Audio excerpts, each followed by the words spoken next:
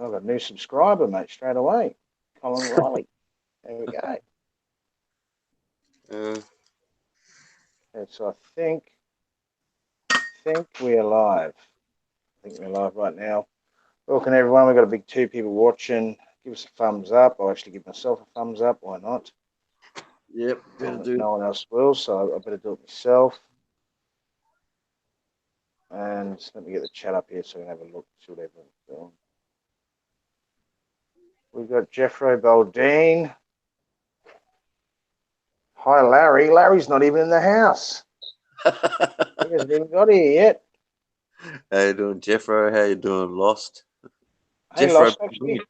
Lost, Jeffro, I'll chuck a link out there for Lost because he hasn't been on a while, and I don't think I got his email, but I'll put it up there for about 30 seconds, man. If you want to jump on, just hit it. Jeffro Bodine. That's the character from the Beverly Hillbillies. I haven't seen him for a while. Okay, I might start off with telling you what I did earlier tonight. Tell us what you do.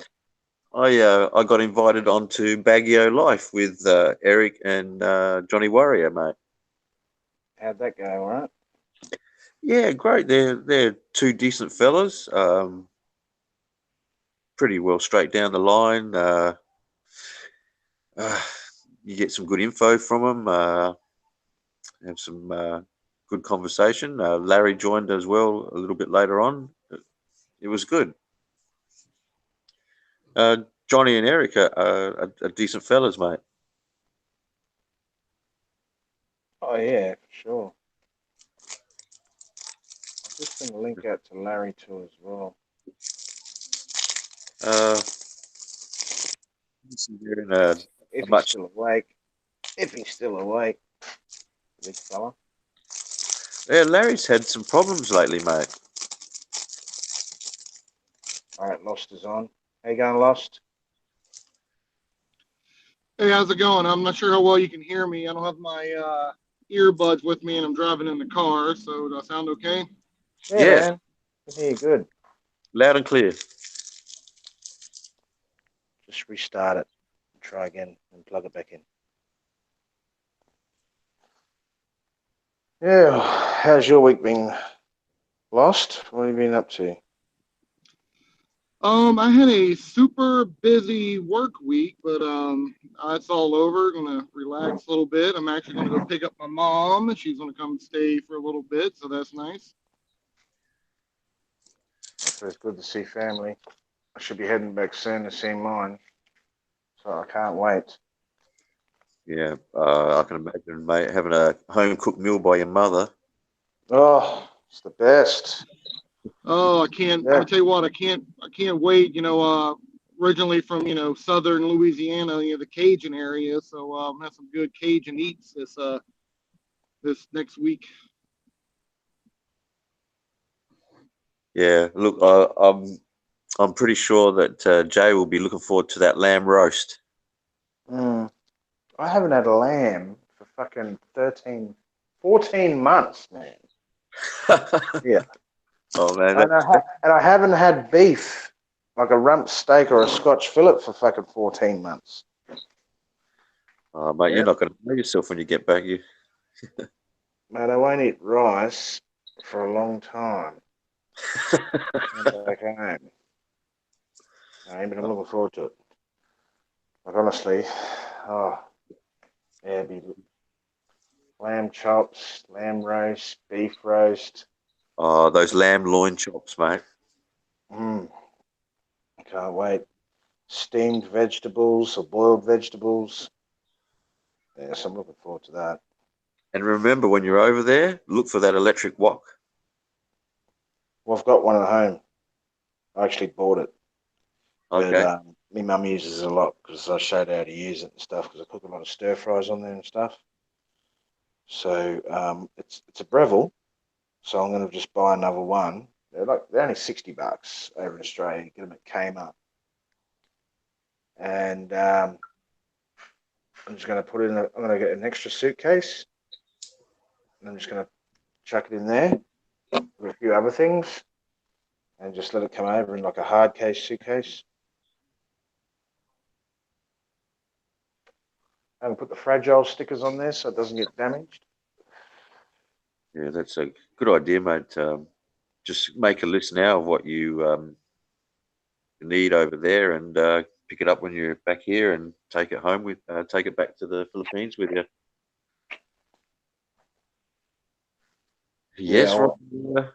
I've just wrote in there, yep, because Roger Miller just said sheep eater's eye. Yep, we are.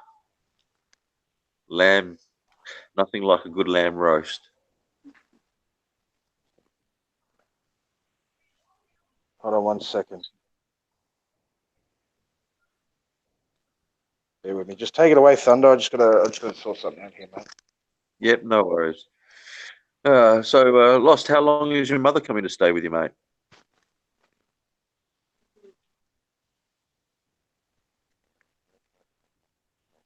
Okay, obviously Lost is busy as well.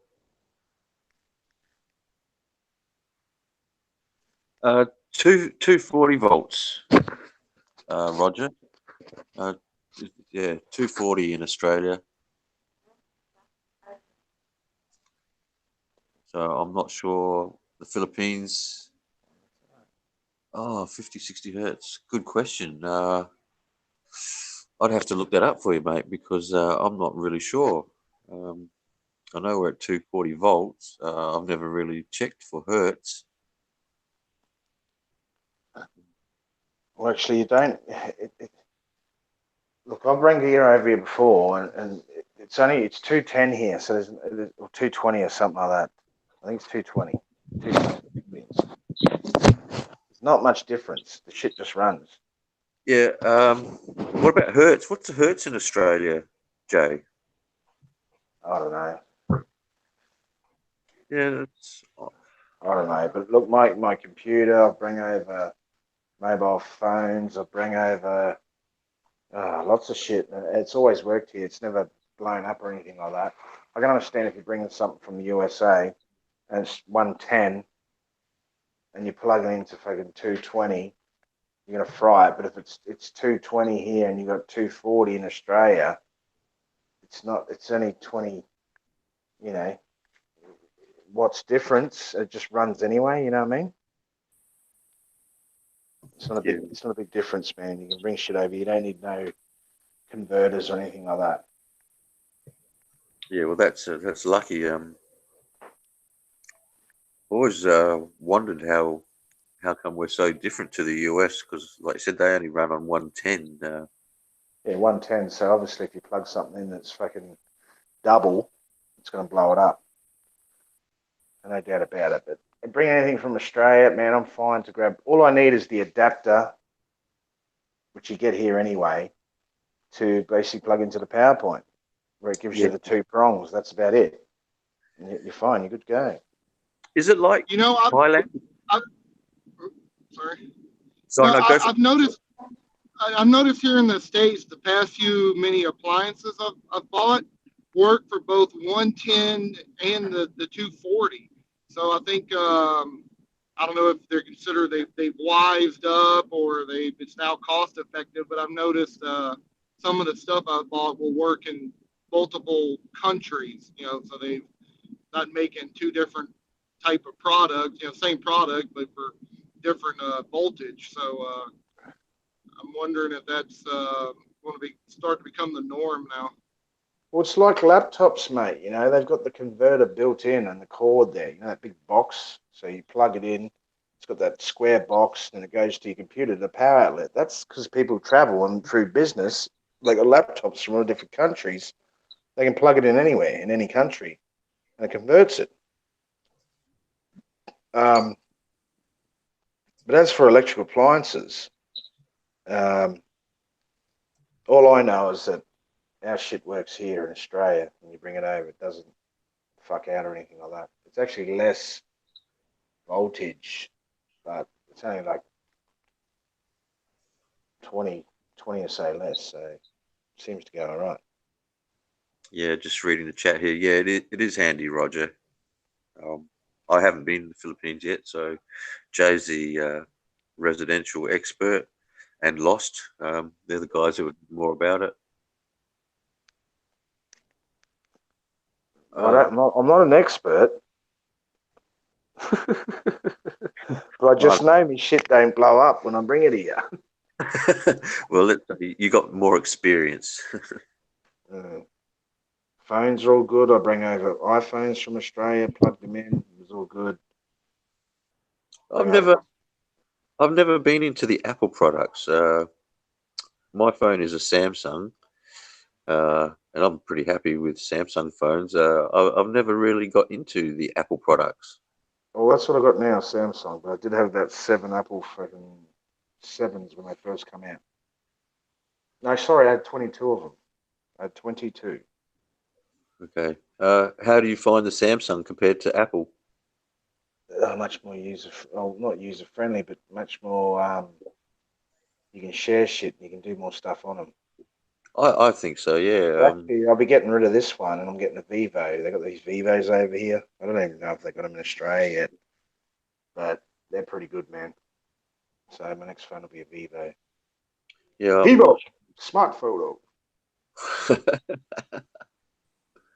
Tell you the main difference for me from changing to I went from Apple to Samsung is you can buy the micro SD card, so you can always expand your memory, and that for me that was huge. But as far as performance wise, I mean, really they're about the same. There's a little difference between iOS and Android, good and bad. But for me, being able to expand your memory is huge. Yeah. You can do that on the Vivos as well. How you doing, Nick from UK? Thanks for joining the chat. Yeah, look, also, I found that just from talking to people, and obviously you guys that have had Apple would know better, but Apple seems to be more user pay for apps and things like that. Oh, they were the shit back in the day, man. But you get pretty fucking bored of them, mate. They're like, oh yeah, you're actually just paying for fuck all, really. Any other phone can do the same thing. You're just paying for that Apple fucking sign, and that's about it. It's locked to its own shit. You can't share shit like you can with the Androids. Androids are better. That's my personal opinion. Androids are better. Yeah, that's my personal opinion. But again, I've never had Apple, so uh, I probably shouldn't be saying that. But I've never had a problem with the Samsung. Yeah, Yeah, for me, I've owned both the phones and products like iPads, and I've actually owned the Apple computer before versus PC. I same always give here. the Yep. slight edge. Always give the slight edge to the not Apple product, just because of you can personalize things a little better. Apple has gotten better over the years with that, but still, you're still kind of stuck with their hardware and you're stuck with their software, whereas Android and PCs, you don't have to stick with one particular thing. You can customize so much Ex- better. Exactly, and for repairs too, I heard much better as well. Roger Miller is saying he's happy with his Star Mobile. It's a Filipino phone. I've never heard of Star Mobile. I think it's just a little cheapie. All right. Yeah, but at the end of the day, if it works and it does the job, eh? Oh yeah, yeah. It'll work. Depends on what you want to do on your phone. And honestly, a lot of people have said about not taking expensive phones overseas, in case they get hoiked on you. So um, it's probably not a bad idea to buy a cheap phone when you're over there. Just bring over your normal phone. Just chuck a SIM card in it. Or like when you're here long term, like myself, just buy a Samsung or a Vivo or something like that. They got all that shit here. Exactly the same as back home. Yeah, and you can get them pretty cheap over there too. That's what I reckon. I reckon they're a lot cheaper. People Yeah, say, you can "Oh, buy them electronics are." secondhand. They reckon electronics is more expensive here. I don't think it is. Um, Roger Miller is just saying he must. He's in the Philippines, I believe. He's just checked his wall outlet, and it's 231 volts coming out. Well, there you go. So that's pretty close to our 240. Yep. So you can bring anything over the Australian, plug it in. It's fine. Like I said, I'll bring a wok, a George Foreman slow cooker, and that's about it. Yeah, the slow cookers, mate. It's a great idea, actually.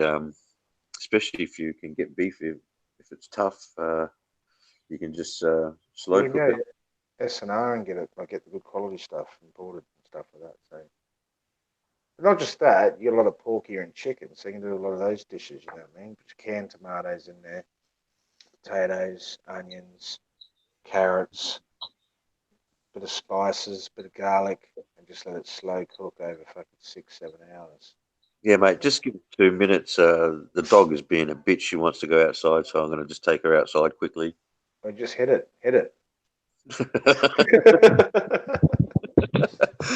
uh, Sometimes I feel like it, Let's go out for a piss. That's why.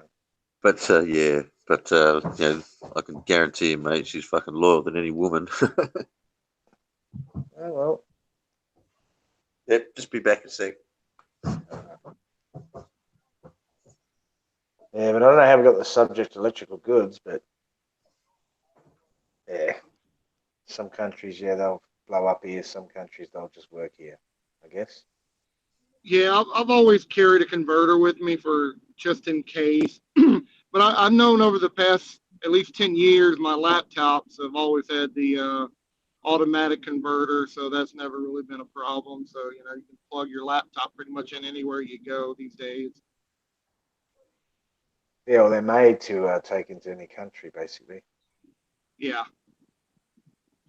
Yeah, because he always And uses this guy here, Nick. He always uses a surge protector in the Philippines.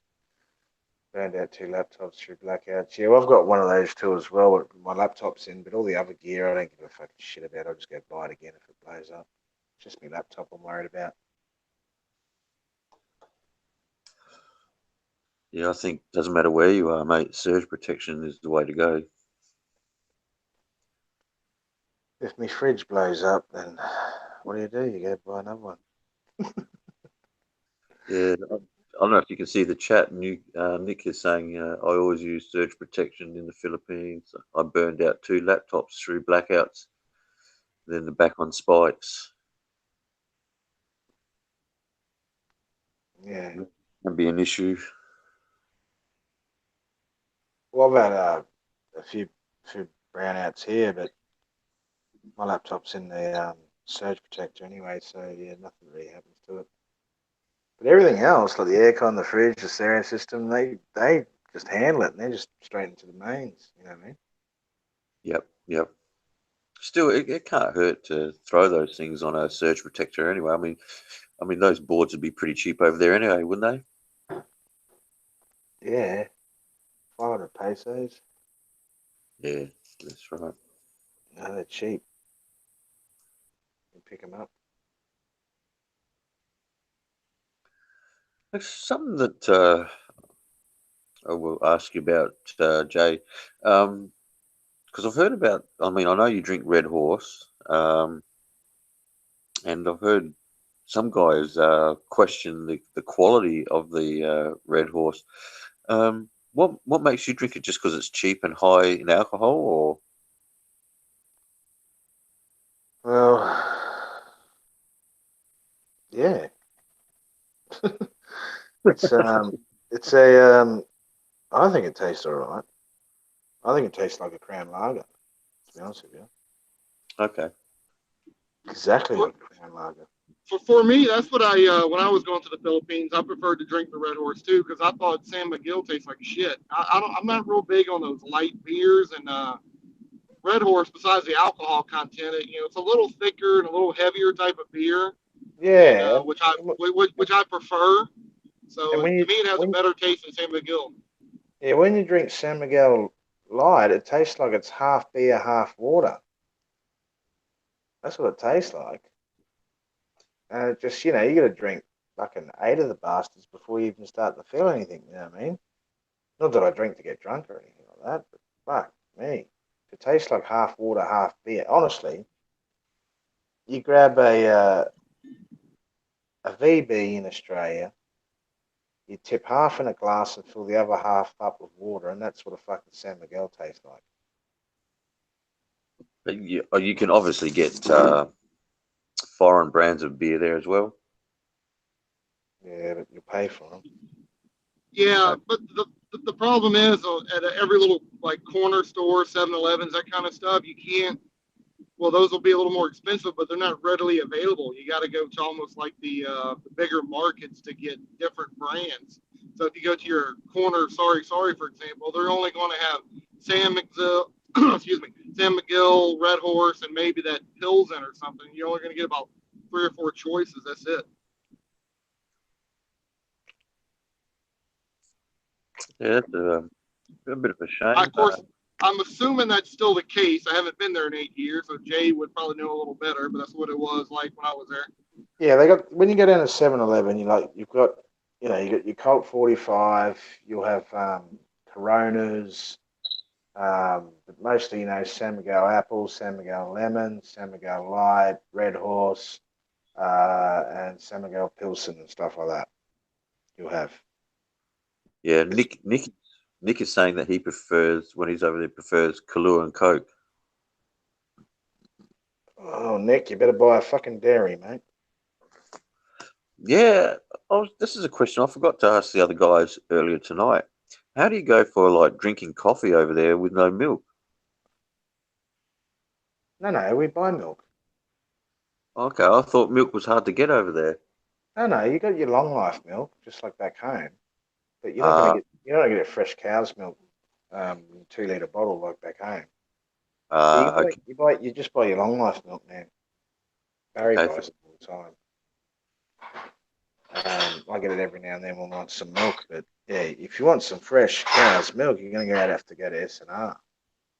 yeah, it's.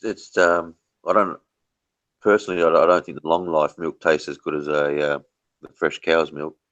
Yeah, I know it's better than nothing. But at the end of the day, they don't sell it like that here because Filipinos, number one, they're not going to buy it. Number two, it's just going to go off. You Yeah, know, yeah, And it's a little pricey there too, is it not? it's pricey for long life milk here. I'm just like, fuck, man. In Australia, you can get it for $1. Here, they want at least $2-3 for it just for long life milk. That's the shittest milk of all in Australia. That's when you're hard and done by and you put a few in the cupboard when there's a fucking cyclone coming in or something like that. You know what I mean? Stock up on some milk and stuff. But yeah, I always said to myself, why haven't they got cows here? Why aren't they producing milk? It's because they're not drinking it. They're not yeah. drinking milk. Captain Spaulding is saying, I fancy cream in my coffee. I guess cream would be the same. It'd be hard to get over there. No, you can get it. Um, oh, You go to some Joe, fancy bakeries here, and they've got it there, man. You can order cream there from your coffee. while I got you here, mate, I've been meaning to. I meant to ask you on the last show, but I got sidetracked with Steve. Mm. Steve actually blocked a guy on your channel, and unfairly too. I was wondering if you could unblock him, mate. Yeah. His name NCEXNYC. That guy. Uh, I'll have to go You for could it. I'm just not in have a front of look. the computer now, but I'll go for it tomorrow and I'll have a look. Yeah, if you could unblock him, that would be great. Um, I think Steve just blocked him because he didn't like him. Yeah.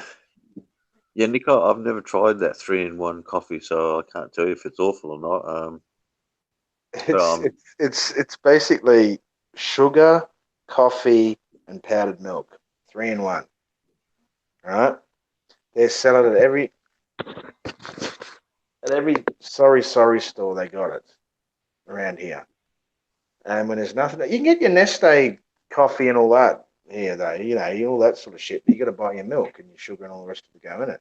I've actually got a Neste Gold sitting right here on my shelf. Drank about half of it already. You know what I mean? Just like back home, you can get all that sort of stuff. yeah, But that's. you're not going to get your fresh fucking milk unless you go to S&R. I guess it's But like any. Jay, you you can you have a deep freezer, you know what I mean, and buy like 5 fucking 2-litre bottles and freeze the motherfuckers. You know what I mean? Pull them out as you need them, yeah, yeah. if I've, that's I've what you want. I probably wouldn't do that. I'd just adapt to what's there, I guess.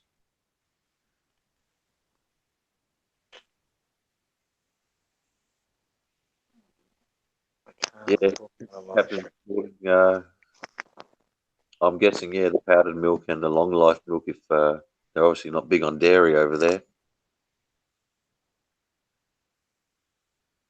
which is a bit of a shame because I like my dairy, I like cheese. Again, I suppose that's something that's a specialty over there, and you pay for through the nose for it. Yeah, and coffee's not a big thing to be worried about to deter you from the Philippines. You know what I mean? Yeah, yeah, yeah. Because you can always buy some Neste coffee, save shitters back home, you can get it. You can buy yourself some long life milk, chuck it in the cupboard, put some in the fridge when you need it. You know? It does the Yeah. fucking trick. You're just going to adapt. You know, what we in Australia, we eat rice probably once every fucking 2 weeks, 3 weeks. You fucking come Yeah. here, you eat this shit every day. No, well, there you go. See, I mean, I like rice. I don't have an issue with it, but every day would get a bit too much for me. Well, if you get a Filipino missus, get used to it, mate. Um, well, she can eat rice, and I'll find something else. How do you go with fruit like oranges and apples and stuff like that? Pears. I just bought today 5 apples, a kilo of grapes, a kilo of bananas, and it cost me 220 pesos, about $5.20. Oh, that's cheap. That's real cheap. That was down at the markets. Oh, that's cheap, bud. It's just up the road here.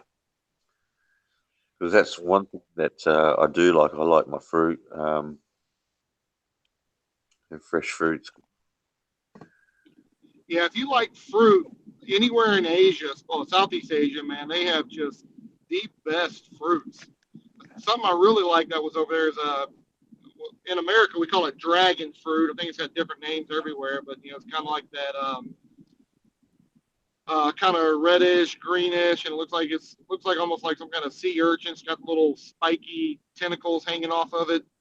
But man, that stuff is so good. Yeah, that's in the shape like of a hand grenade. No, he's talking about bloody. Is it pink? Pinky reddy color? Yeah, they got a few colors, but yeah, it's usually kind of pink and Yeah, reddish. they got them in Australia. They're called bloody fuck, what are they called? We call it dragon fruit here. I don't. I know it has a different name, but I always forget what it is. Yeah, I'm not sure. I've never heard like a It's a dragon. tropical fruit, right? Yeah. Yeah, it kind of tastes a little similar to kiwi. It's different, but it would have more of a similar taste to kiwi and even the texture and stuff. So if you like kiwi, you'd definitely like it, I would think. Roger Miller just said he ate half of a durian, the king of fruits. Well, mate, everything I've heard about durian is it smells fucking horrible. And let me tell you what. My first experience with durian was in the Philippines when I was down in Davao. I was outside and they were like, "Try it." I was like, "Yeah, I'll give it a try." But I was outside, so they opened it up for me and I ate it. And it to me it tasted fine. Wasn't nothing great. The texture is a little weird, kind of slimy a little bit. But I thought it was fine, and I was kind of surprised. Everybody told me how pungent the smell was, and I was like, "This don't smell too bad." So I'd only ate like half of it, and I brought the other half back to the hotel I was at, and then I ran around all day. I came back, that was the worst smell ever. Do not leave that shit anywhere inside. Yeah, in Thailand they ban it from a lot of the hotels. You're not allowed to take it inside because of the smell. It stinks like shit. I don't reckon it tastes too good either, to be honest with you. No, I'm not I keen tried. on it. Roger Miller said it's Hey, similar to sucking on Rocky Mountain oysters. That's not a yeah. good. No.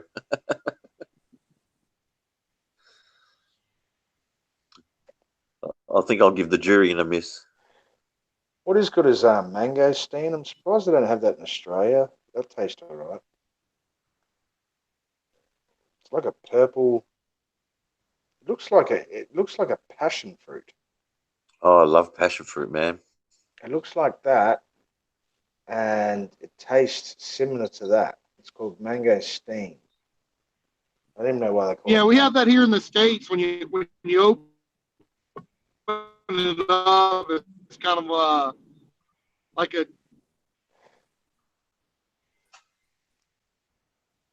Cutting out there a a bit, thick mate. gel with all the seeds in it. That's Yeah, it's like a passion fruit. Have you had what passion you're fruit? referring to.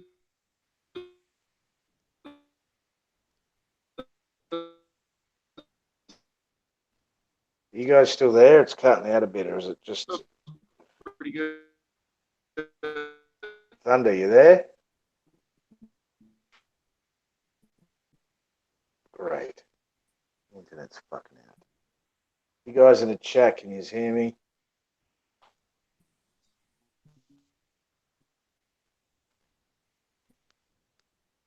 Okay.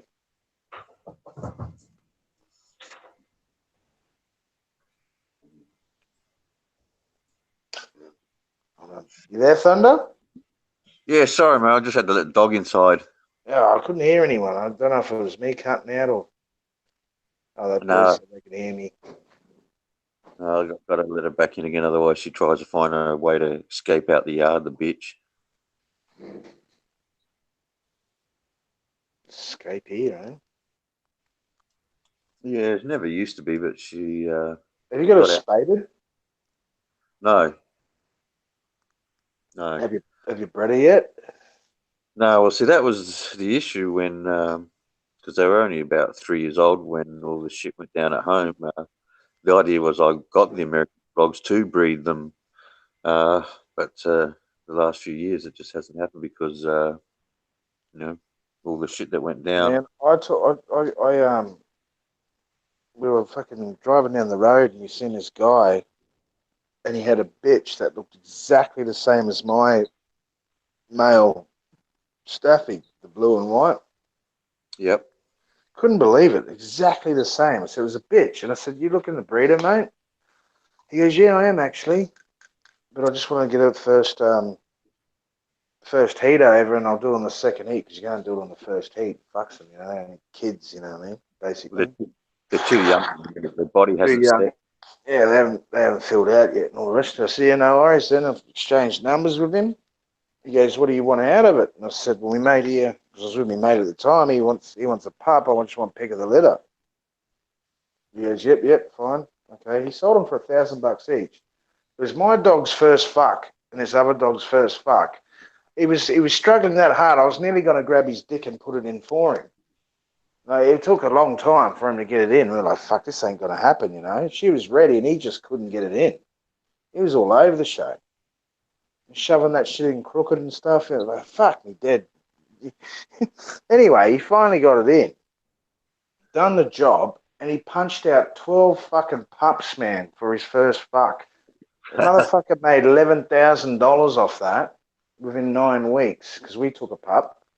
Yep. He made $11,000, man. They Um, were good pups too. Morning, Mike. We got Mike Luna in the chat. Jay. Mike, I sent you a fucking Oh,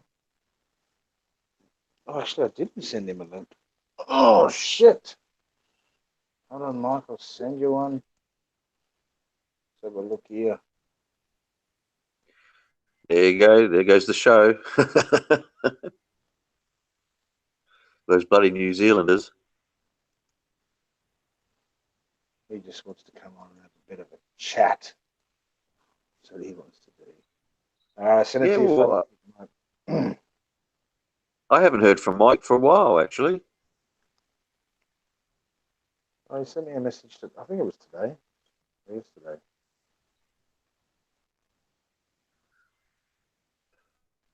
There you go. The link is there. But to be honest with you, I'm still trying to work out what Steve's problem is, mate.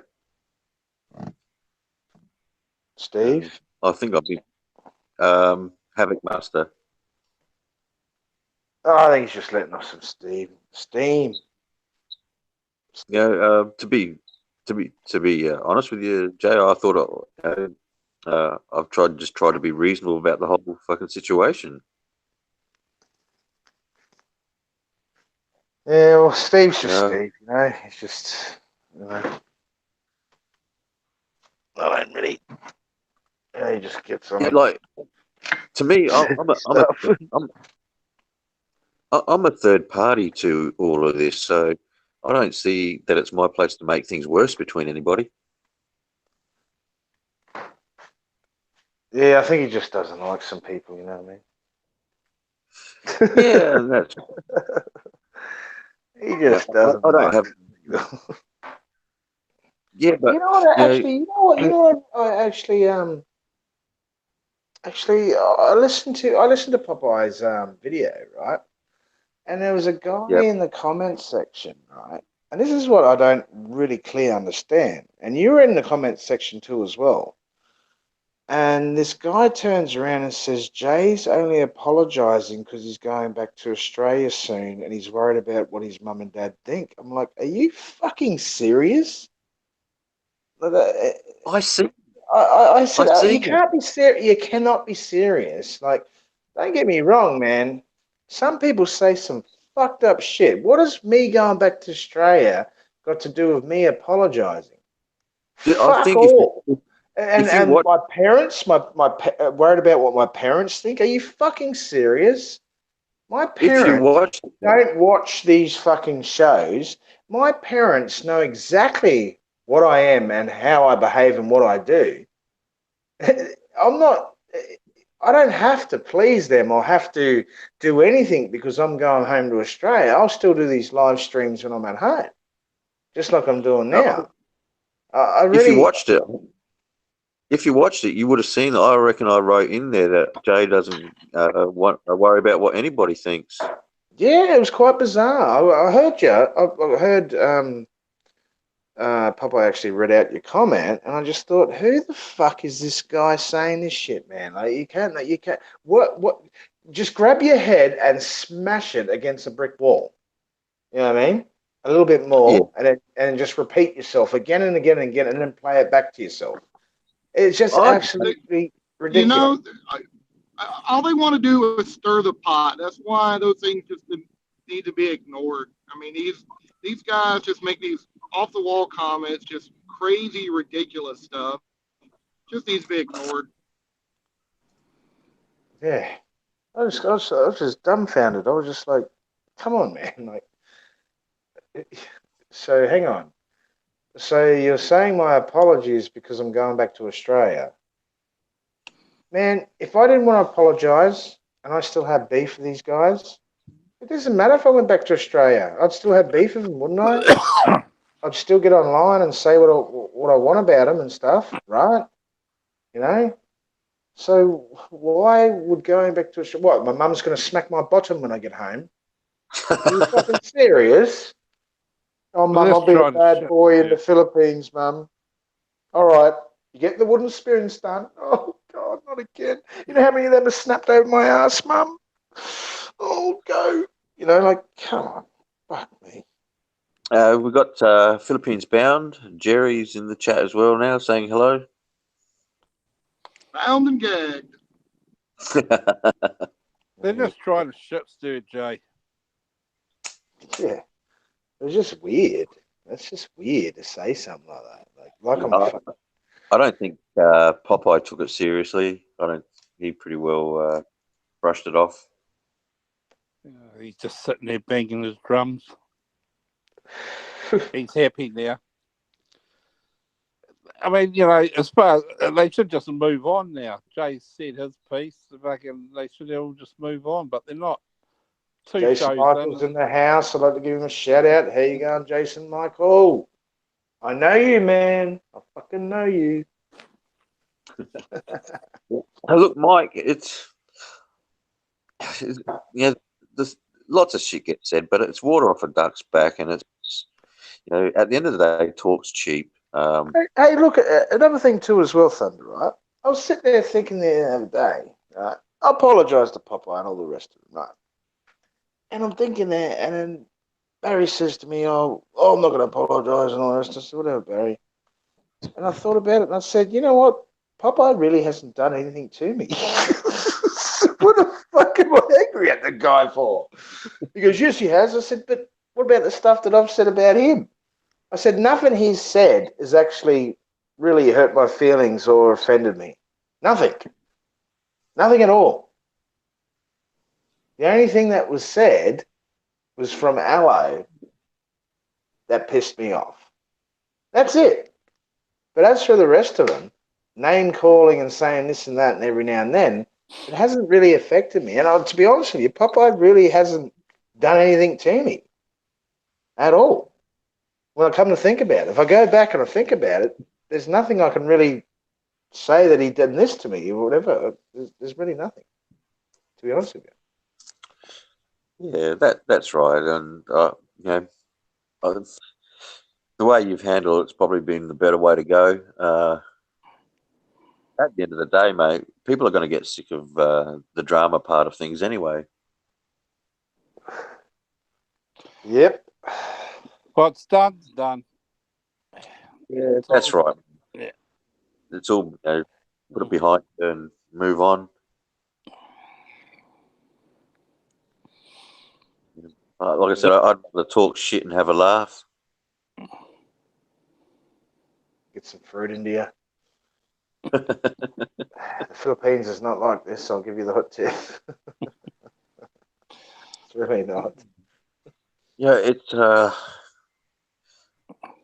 I've been thinking about it a lot lately about what it will be like over there because just, food wise, it's going to be a culture shock. And I always hear about this. Everything works on Filipino time, so that's going to be another thing to get used to. Yeah, slow motion, mate. There is one thing that made me laugh though. I got to get this out there. You know, a few shows back, they made a comment about how unintelligent we all are, and all we could talk about was solar panels and how boring it was, and which I thought was actually quite a good conversation that particular day. But I had to laugh because Popeye fucking and his and another guy were on this chat on this show the other day talking about solar panels and water heating and things like that. Yeah. Look, I mate, found that quite amusing because they were going on about Kevin saying how he steals topics and things like that. well, to be honest with you, Mike, I'm no rocket science, mate. I'm not about to be gone over to NASA to work, so. No, but I just found it amusing because they were putting you down too thunder about it. This was going back a wee while now. How you going, Big Tricks? Yeah. But I'll tell you what, it's a good topic because it's a perfect climate for it here. And I've been in the industry. I had my own company in Australia, running it myself and subcontract the work out to the government, cut the fucking tariffs and the fucking rebate. It all went downhill after that. But it's definitely worth it, even if you don't get a rebate or a tariff, because it uses all the power during the day for your appliances and stuff, like your fridge, your air conditioning, and all that stuff. So it's sort of half. You'll cut your bill in half. Well, put a solar system up. Sure. It's better now, Jay, because now they're selling the systems with the batteries. So rather than selling it back at a cheap rate and buying it back at a higher rate, now you just keep it and use it as you need it, which is better. There's a trick to that, though. The batteries they're selling you are fucking garbage. Yeah, but the technology will get better as they go. No, the technology already is better. You need hydrogen batteries from Germany. The thing is, the batteries they're trying to offload you are the fucking shit batteries. I know how the solar game works, man. They'll focus on the panels and they won't speak about the inverter and like a Chinese inverter up on your wall. The inverter is the most important part of your solar system, not the panels. Yeah, I got a mate that's in the industry too, and he told me a long time ago, only invest in German equipment. Simple as that. Yeah, the panels they're all 90% Chinese. They're not all Chinese panels. Most of them are from China because the panels will just keep going. It's not the panels; it's the inverter and the batteries. You can have the quality equipment. It's the heart of the solar system. Panels you can get from China all day long. They're all the same. How you doing, Vitrix? Just letting you know, Vitrix is in the channel saying hello to everybody. Yeah, say hello to him. So yeah, definitely. If you're looking at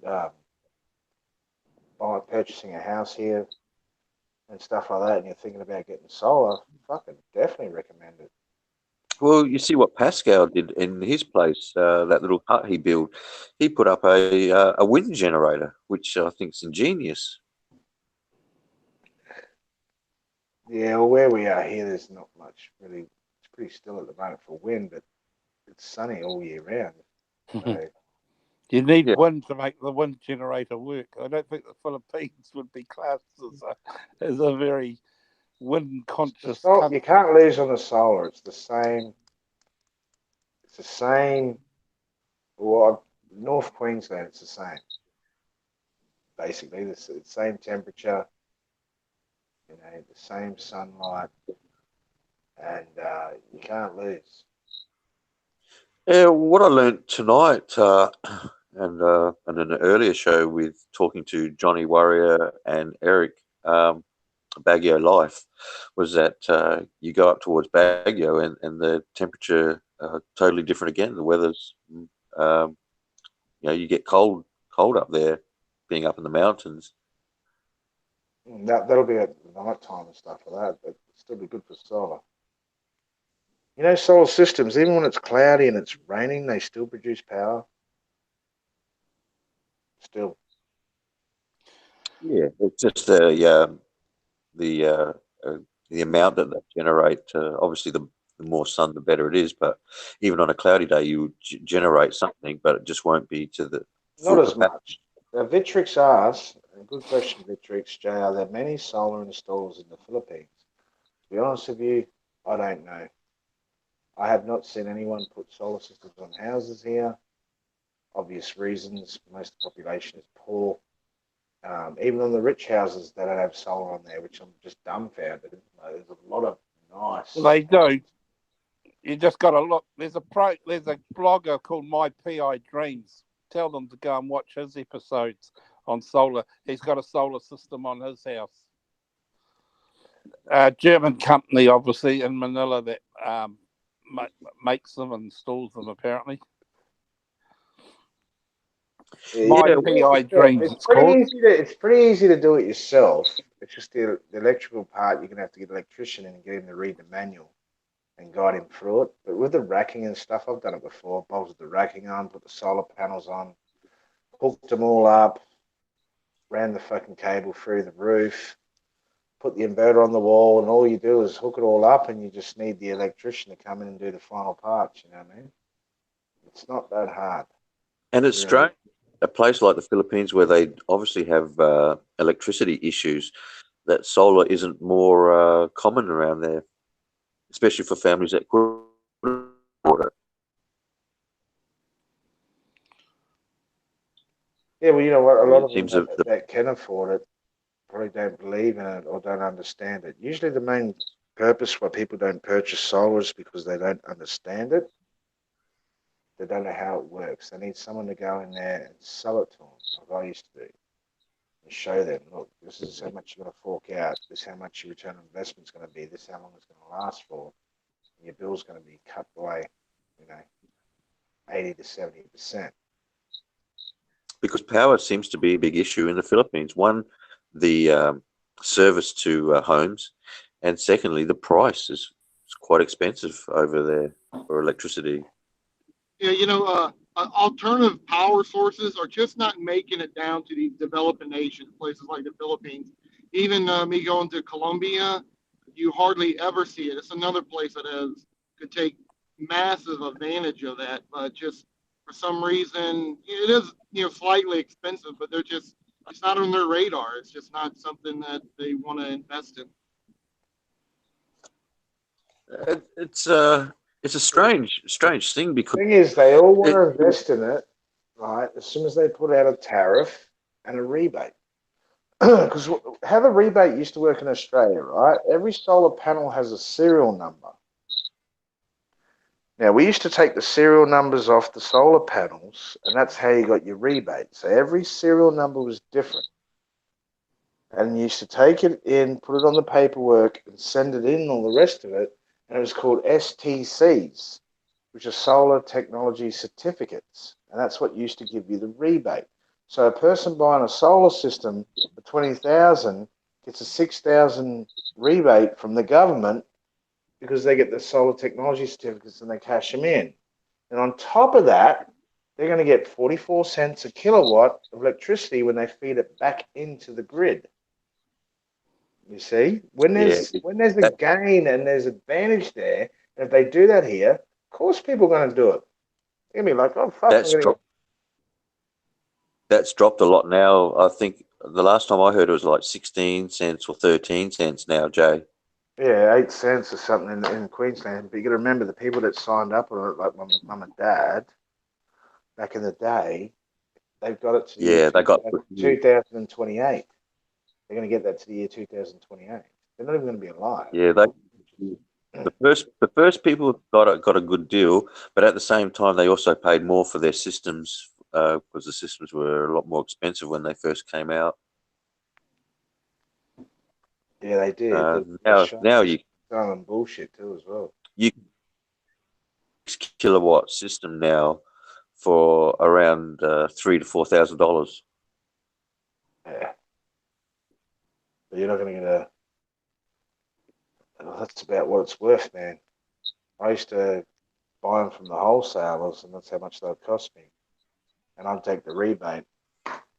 So that's what paid for everything. So you'd say it's and then the government $12,000, $13,000. I'm going to knock this much off of your rebate. They're like, yep. They put a deposit down, charge them 6,000, 7,000. I get the 5,000 worth STCs. They go straight into the company's bank account, and that's my profit. That's how it used to work. That's how everyone used to do it. And then, on top of that, you're getting to pay for the installer as well, which is anything from $800 to $1,200. It'll take them fucking half a day to put it up.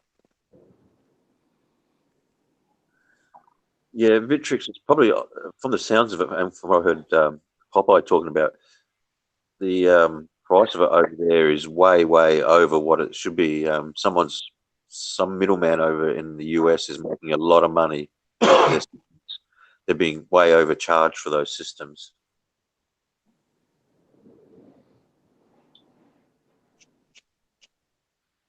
You can only have a 5 kilowatt solar system on a household in Australia. No, well, they're selling 6 kilowatt systems now, Jay. No, but listen to me. Listen, let me finish what I'm telling you. It's a 5 kilowatt German SA inverter loaded up to 6 kilowatts worth of panels. It goes on the inverter size, not the panels. Yep. So what you can do is you can load them up.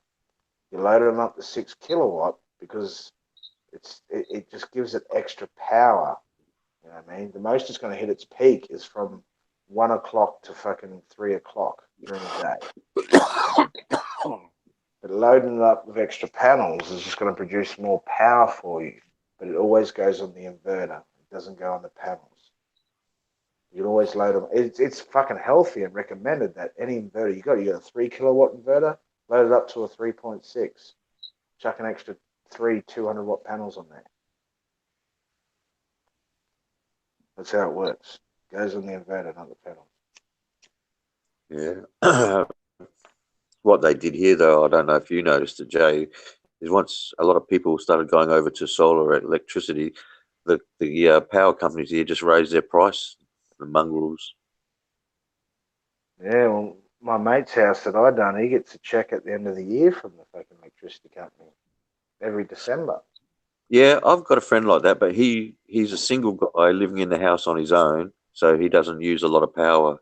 So his solar system, he actually gets a rebate. But if you're in a family situation, you're probably going to use at my parents' house, the solar system we whacked up there, the power bill is $80 to $100 every 3 months. Yeah, that's three air conditionings going, like big air conditioning too, and it's a big house. Yeah, that's a cheap bill. That's they're getting good value out of their solar system. Oh, it's already paid for itself. It already has. Why can't I see the fucking chat? Fuck, this shit's when it does this. Vitrix, yeah, Vitrix is just saying inverters are the most expensive. Yeah. Yeah, they are. Yeah, that's what costs the most in the solar power systems. Those are inverters. The two best inverters to get is the German SMA and the fuck, it's an Italian brand. Fuck, what was it? Fuck, I should know this shit. I've done it for fucking years. Maybe it's the Red I Horse. know, I know there is a German city, and I can't name the city, but I'm told there's a whole German city that runs solely off of solar.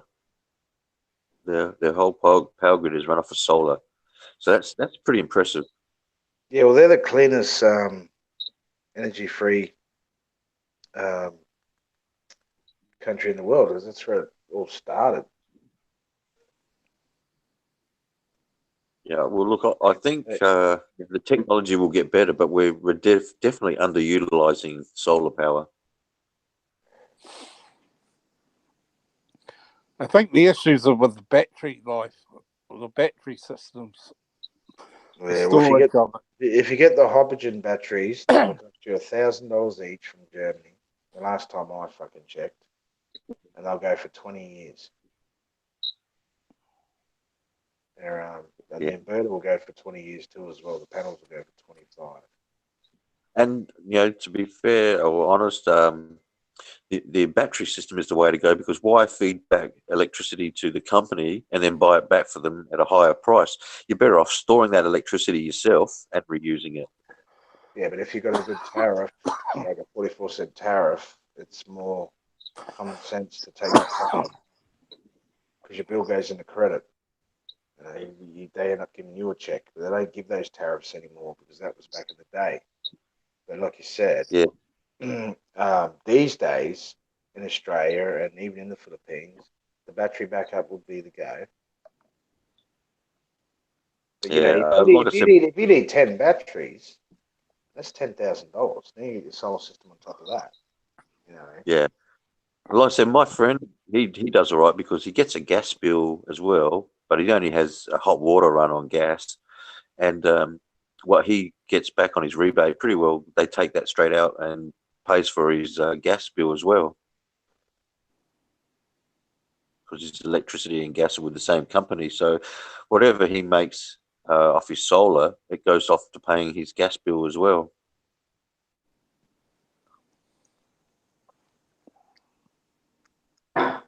Yeah, well, someone should do it here commercially, big time. You could make it good here if the government opened up a fucking tariff and a rebate. Yeah. But they won't do it because they ain't got the fucking money to do it.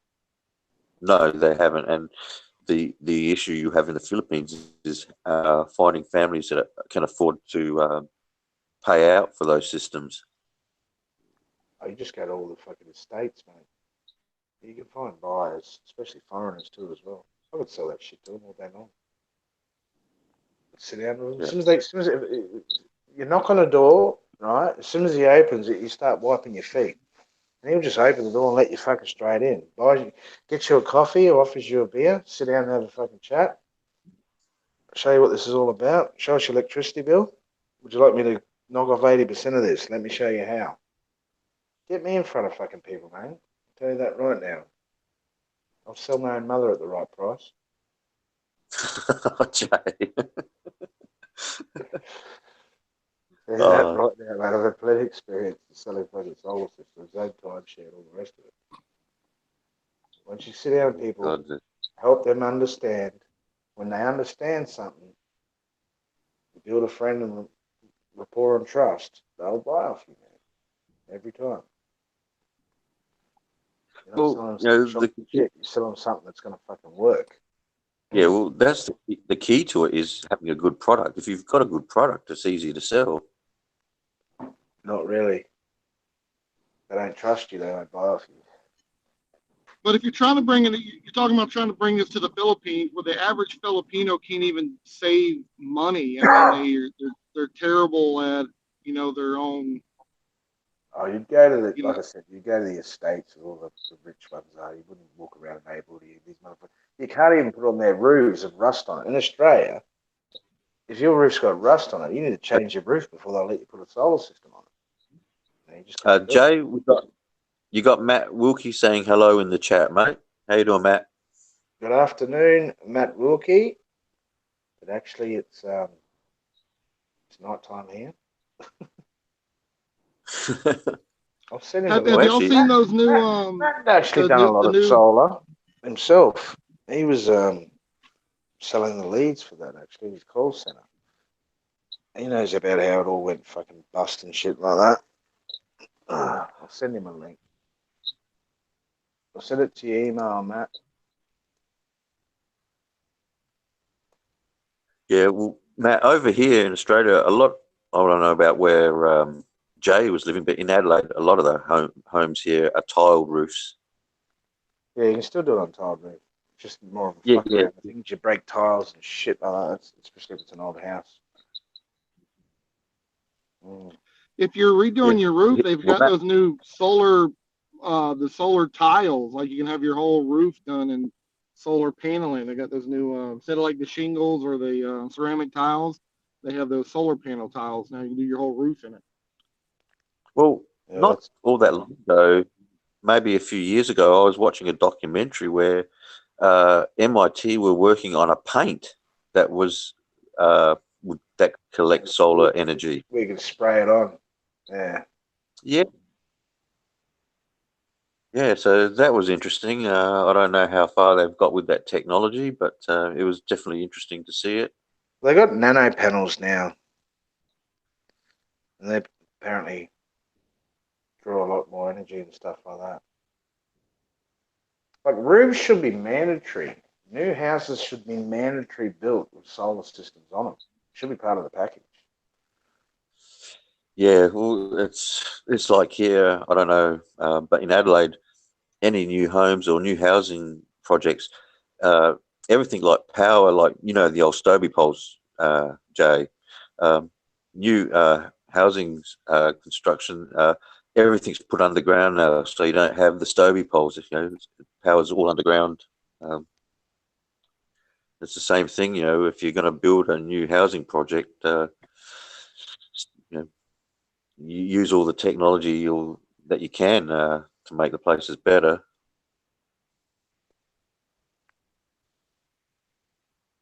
And I know that those areas look much nicer without having Stobie poles running down the street.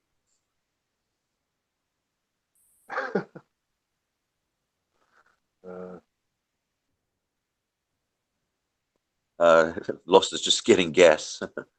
You jump into a few petrol station. Elon Musk come out with the solar tiled roof. Well, Elon Musk is ahead of his time. He has some crazy ideas, but I'll tell you what, at the same time, Artificial intelligence will take over the world. He's right into that sort of shit. well, I'm not sure we'll ever see a Terminator type situation, but They've already got him. definitely. They've already got him. But artificial. Oh no, Yeah. but I'm talking about a computer that's going to try and destroy humankind. You know what I mean? That sort of artificial intelligence. I think that's probably just a little bit out there. Oh, no thunder. The truth is stranger than fiction. Yeah, I agree. It Crazy is. shit they're coming up with now. They're fucking. There's all sorts of shit coming. Everything you see on the movies seems to be start coming out in real life. Notice that? All right, guys. Here he Hi, is, the Matt. old Matt Star. What do you know about solar, Matt? What do you know? Well, the thing is, I deal with a lot of this stuff in the UK as well because there's been a big push on energy management. It's a bit peculiar because it's when you start to see how much interference large corporations have in it. They hinder a lot of the development. but at the same time promoting that they're going green. It's just a very peculiar thing. But yeah, I mean, I did quite well out of this solar. It's quite funny when people say, "No, you didn't make that much money. There's no way you could have made that much money." But at the same time, I was making about $10,000 a week. But they forget I had 45 people working for me. And you're getting a sales lead, which was between $70 and $80 a lead from 45 people working 5 days a week. So there's some good money to be made in it. But yeah, there's too much interference from politics. The UK, it's one of the things where the company I worked for before, Carillion, lost a small fortune because they were promised this energy scheme where they're going to update the boilers and go all energy efficient, and then they pulled the rug under them and basically lost millions because they geared up for it, and the government subsidies were basically removed. Yep, that's what fucked it in Australia. I think a lot of it has to do with these big companies. They can see themselves losing a lot of money. Yeah, they will do. I mean, they want to keep things as they are. This is why I'm a bit concerned about the way Trump is taking America a bit backwards, with a lot of these industries. When you're thinking, it's all peculiar. I can't understand why going coal more makes more sense than actually developing your own infrastructure internally with solar instead of going with imports.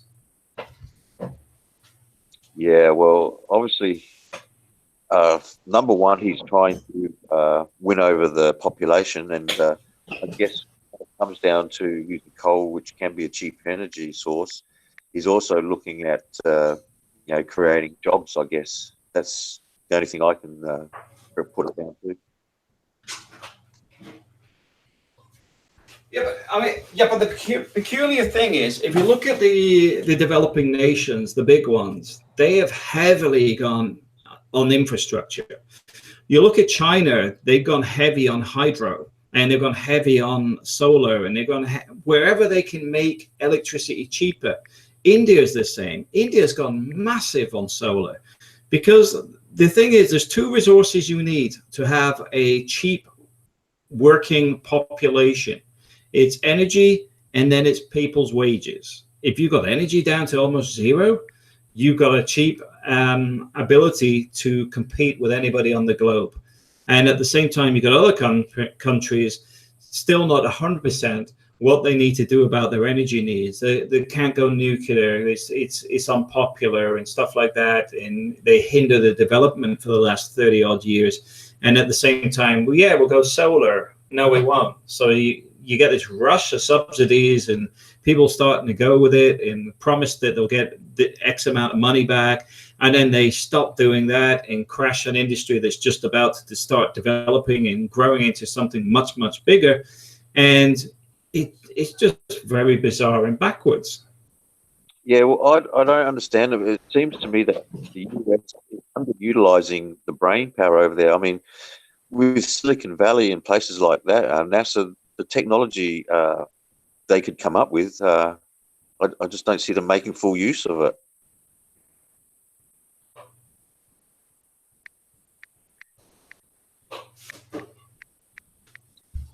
Well, that's the thing. There's a lot of technology that's already developed. There's a lot of technology relating to more efficient solar on less spaces. For example, the stackable solar panels. There's a lot of tech out there that's already cheaper, better, nearly finished. And then it's like, oh, this is going to be the next big thing. And then 5 years later, not heard anything since that article. Somebody has bought it and shelved it.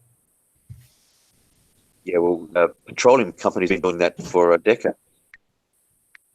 Oh, yeah. I mean, the two-stroke car engine's a prime example where it wouldn't need maintenance. So that was taken off the list. But like I said, I mean, America has some, places over there that are very underutilized. I mean, the brain power they have there, the technology that they have access to, they could be leading the world in alternative energies. And yeah, that's what I'm saying. I can't understand it, because the logic would actually say that you need to be more efficient. Because, you know, at the end of the day, I'm not being funny, with it, well, a lot of the unionization around the world these days, the car companies are struggling, for example, because they can't meet the criteria, because a lot of these deals were done so long ago when everything was in its prime. Yet at the same time, we're now seeing manufacturers sharing engines, sharing, you know, you'll see the same van with 4 different engines in it, for example, with a different badge on the front. I mean, in the Philippines, a prime example is a little multi-cab. It's sold by Daihatsu, it's sold by Suzuki, it's sold, you know, they're all using the same technology. And I know, working when I was at Birmingham, I used to look after a building there which had the guys that developed the car development for the engines, and they do robotics and that in there.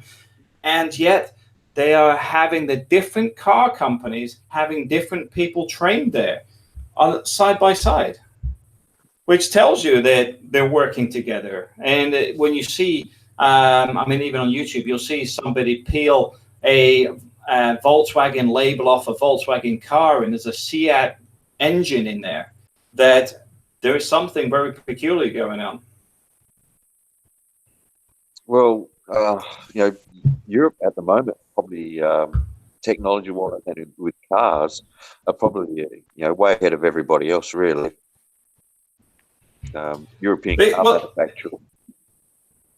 Yeah, the problem is it's too heavily unionized. I mean, Volkswagen means people's car, and that is not, it's supposed to be non-profit as far as I'm aware. That's why they started producing cars in Poland, because they're having problems relating to making it profitable, because it's not designed to be profitable. You know, one of the things that, you know, like, manufacturing is disappearing from this country at a fast rate. So, and I hate seeing that. And one of the things I have to give credit to Trump is that he's at least working towards keeping that sort of thing in America. And I can't blame him for that. You know, you should look after your country before you worry about anyone else. I wish we had a government like that. Yeah, well, the thing is, I mean, it's like the UK. The UK, I find the government is basically whoever's pockets you fill the most gives you most power. That's it. It's not about the people. They don't represent the people in any form. I mean, you'll get them sit and try and shout me down for saying that sort of thing, but it's reality. They're all sitting there with their big pensions and everything else, and being put on quangos and boards of this and boards of that. Because they're quite simply not making any decisions, because if you don't make any decisions, business as usual means that corporations have business as usual, and as such they make their profits at no cost to themselves. There's a lot of corruption in it, and I think that's the big problem. There's been too much stagnation probably since the 50s, not just in the UK but many countries, where a lot of the political arena hasn't really had any of the changes that normally get forced by people. But instead, like now, people grumble on Facebook, but they're not really politically active. There's nobody to replace them. There's nobody running up against these people that are business as usual. Instead, you've got people that are just going to replace some muppet with another one. I think the biggest problem, and this comes back to the manufacturing, is the cheap labor costs in Asian countries, and you have big companies that are taking advantage of that. When this free trade agreement came in, it made it hard for Western countries to compete with Asian countries when you look at the wages that they pay their workers. Yeah, well, even if you take it back to the mid-90s, I was in the furniture industry. And a lot of the manufacturing moved from the UK to places like Estonia, because the electricity was cheaper, but also the labor was much cheaper. So we were actually buying stuff from our own suppliers. These are British companies that have literally moved their entire factories into Eastern Europe to save costs, because there's less red tape, less labor costs, less pension issues, etc., etc. but they couldn't function much longer in the UK anyway, because the rising costs in the UK are out of control. I mean, for example, I had a restaurant on the high street in Worcester. My business rates was £56,000 a year. And then with the wages, my rent was, I think the rent was it was around 50 to 54,000. It's a high street store, but why am I paying over £50,000 directly in business rates, then paying value-added tax on every purchase in the restaurant as well? It's just extortion. Yeah, and some of the taxes that they throw on, unbelievable. One of the ones that businesses complain about here in Australia, Dave probably knows about it, the taxes. Joe, I don't know if you had any issues with it, but the payroll tax, it's just insane. You know, the bigger the payroll, the more tax you pay. I would have thought that if you have a company that employs more people, that's better for the country in the long run. Yeah, but this is what happened with Tesco's, because Tesco, I remember the CEO of Tesco's complaining about the fact that he has far more obligations to meet so many requirements compared to his competitors because of the size of the company. He was actually getting, hassled more relating to the documentation, the cost and everything else because the company was bigger. And yeah, I agree. I mean, if the company's bigger, it should be proportionate to the size of the business, in the sense you pay 10%. So if 10% of £100,000 business or 10% of £1 million business, it should be the same. At the end of the day, 10%. I don't think scaling billing somebody bigger because they're a bigger business is efficient for the economy.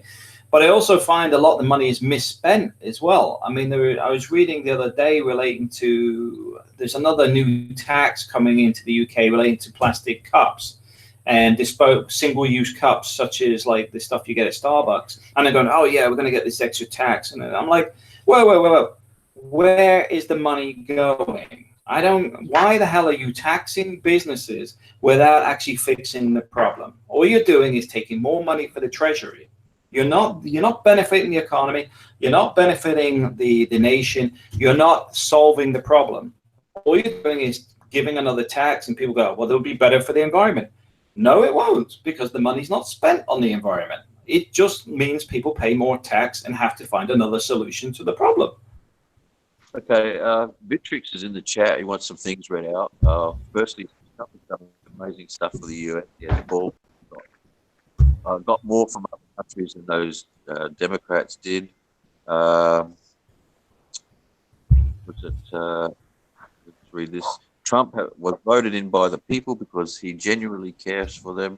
The billionaire needs to get into the political circus, but could not stand for the workers in the US being crushed. Trump reduced taxes within 2 years of being president. And I don't disagree with Vitrix. The thing is, I think any of the presidents could have done that if they really had a mind to do it. The problem is... The problem I have with Trump, I'll be honest with you, the problem I have is it's still too early to actually understand what the big picture is. That's my view on that. But I do agree, he's actually done a lot more than previous governments. So sorry for cutting you off there. No, that's fine. That's fine. Because those comments were directed at you, so it's good that you can answer them. But, I mean that's the thing. I think it just needs to take some time. I agree. You won't really see the benefits of what Trump's doing now for a few years down the track. But one of the things that I can't remember exactly what the speech was about, but he talked about manufacturing, and it's one of my bugbears is that manufacturing is leaving the West in a big way, and being moved to countries where there's cheap labor, and one is we're getting goods that are not up to standard, and companies just bigger profits, and we're losing jobs. Well, I can tell you from my point, because I deal with a lot of infrastructure stuff in the United Kingdom, and one of the biggest problems we are facing in the United Kingdom is a lack of skilled people, because they're basically retiring. There's nobody replacing them. But alongside that, the infrastructure is not being kept up to speed. And I remember working for the Ministry of Defence.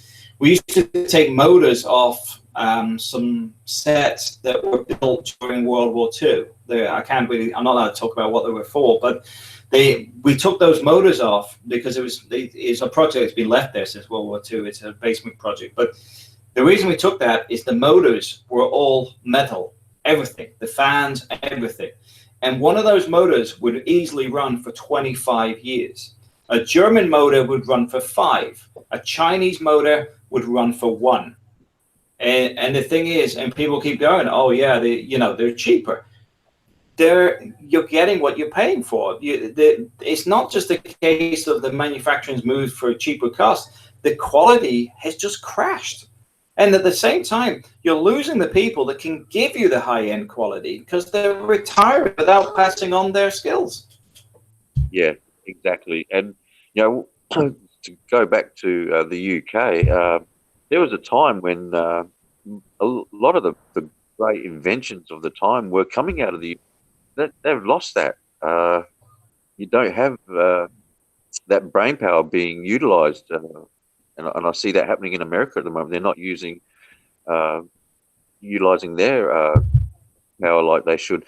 And the UK, Australia is going down that same road, Matt. We seem to be sued. It's discouraged.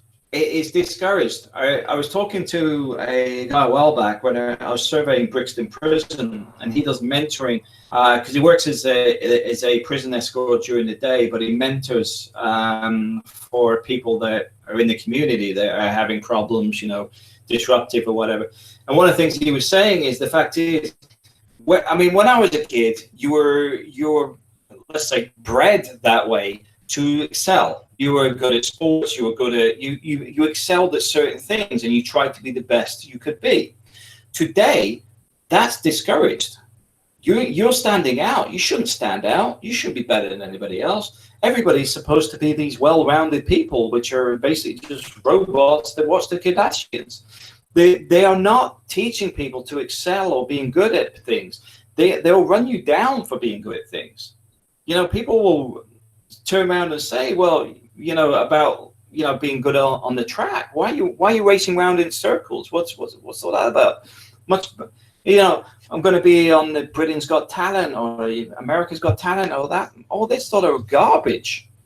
Instead of actually saying, what about somebody that's good at science? What about excelling in something of value? Yeah, look, Go ahead. We have that problem in Australia, and I don't know if it's the same in the UK and the United States. They're trying to take competition out of schools. Yeah, they're trying to remove it. And I can't for the life of me see whether that's going to benefit society. I think competition is healthy. It encourages kids to excel and to do better. So unfortunately, that's the road we're going down, and I see it as we're devolving, not evolving. Well, here in Spain, there's a friend of mine that's actually at the university up in Alicante. There's a college or university. She's studying up there anyway, and she's an adult in the sense that she's not a student age. She's a older student, should we say? But they actually proactively just pass, because they're not encouraged to be the best, or getting 100% or whatever. As long as you pass, it doesn't matter. That's the way it's sort of taught, and that's from the lecturers. So if the people teaching you are just going, well, 86% is enough, don't worry about it, what's that message being passed on? Nobody is being taught to be the best that they can be. They're being taught, just go through life. Things will fall into place, or they won't. Don't worry about it, though. It's very weird. I don't know what your opinion on it, but for me, I see a lot of the issues coming from the United Nations, where they they put out these papers on how things should be, and I think the competition one came out of there too. It's ridiculous. But I see the United Nations being a big problem. But I mean, in the US, somebody may be able to cover this, but I've covered it before with a friend of mine out of the US relating to the education system, because the education system, as far as I'm aware, has to be passed by all states, which means you can't put anything in history, for example, that may offend one of the states that would not authorize it to be put into history. So United Nations, for example, will be doing something very similar. It writes history to suit itself. It's the book burnings like Hitler. A lot of the ignorance today is leading up to the wars of the future. Because if you look at things in the past around the Holocaust and things like that, they're not being studied. They're being removed from history. It's not really talked about. In the same way, slavery is pushed as a bad thing, but there's no connection to things like East India Company. There's no connection to who and why it was done, and it's pushed as white privilege. At the same time, in Jamaica, for example, and other places, they used Irish, for example, because they were cheaper than slaves, and they were there to die. They worked them to death, but that's white privilege. And this is the problem: it's because these new things are being created out of a false history book, because they have hidden agendas, whether people like it or not. They have hidden agendas. See, that's the problem. If you don't study history, you're bound to repeat it, as it's saying. And that's a shame, because there's a lot of things in our history that we do not want to go down that road again. Well, the thing is, if you look at South Africa at the moment, I can guarantee there's a lot of people out there that are blaming the whites for what's going on in South Africa today. And the fact is, no, it's not, because you can look all over Africa, and there are similar problems that were way before the whites were pushed out.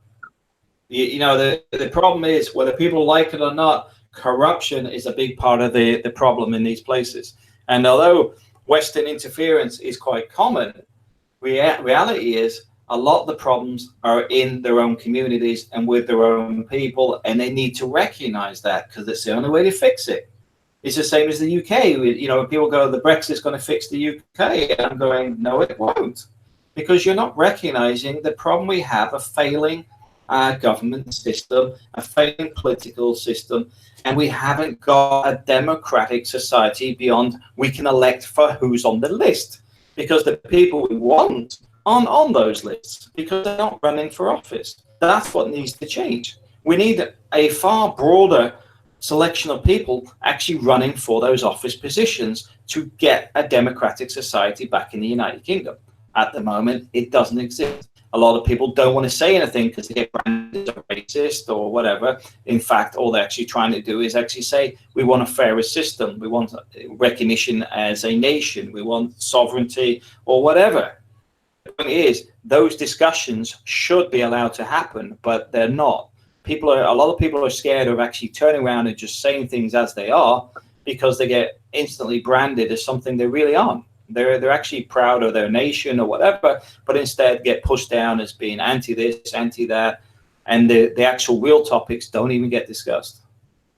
Yeah, well, look, the issue there is that not we, but governments are going for band-aid fixes, and that's never going to work.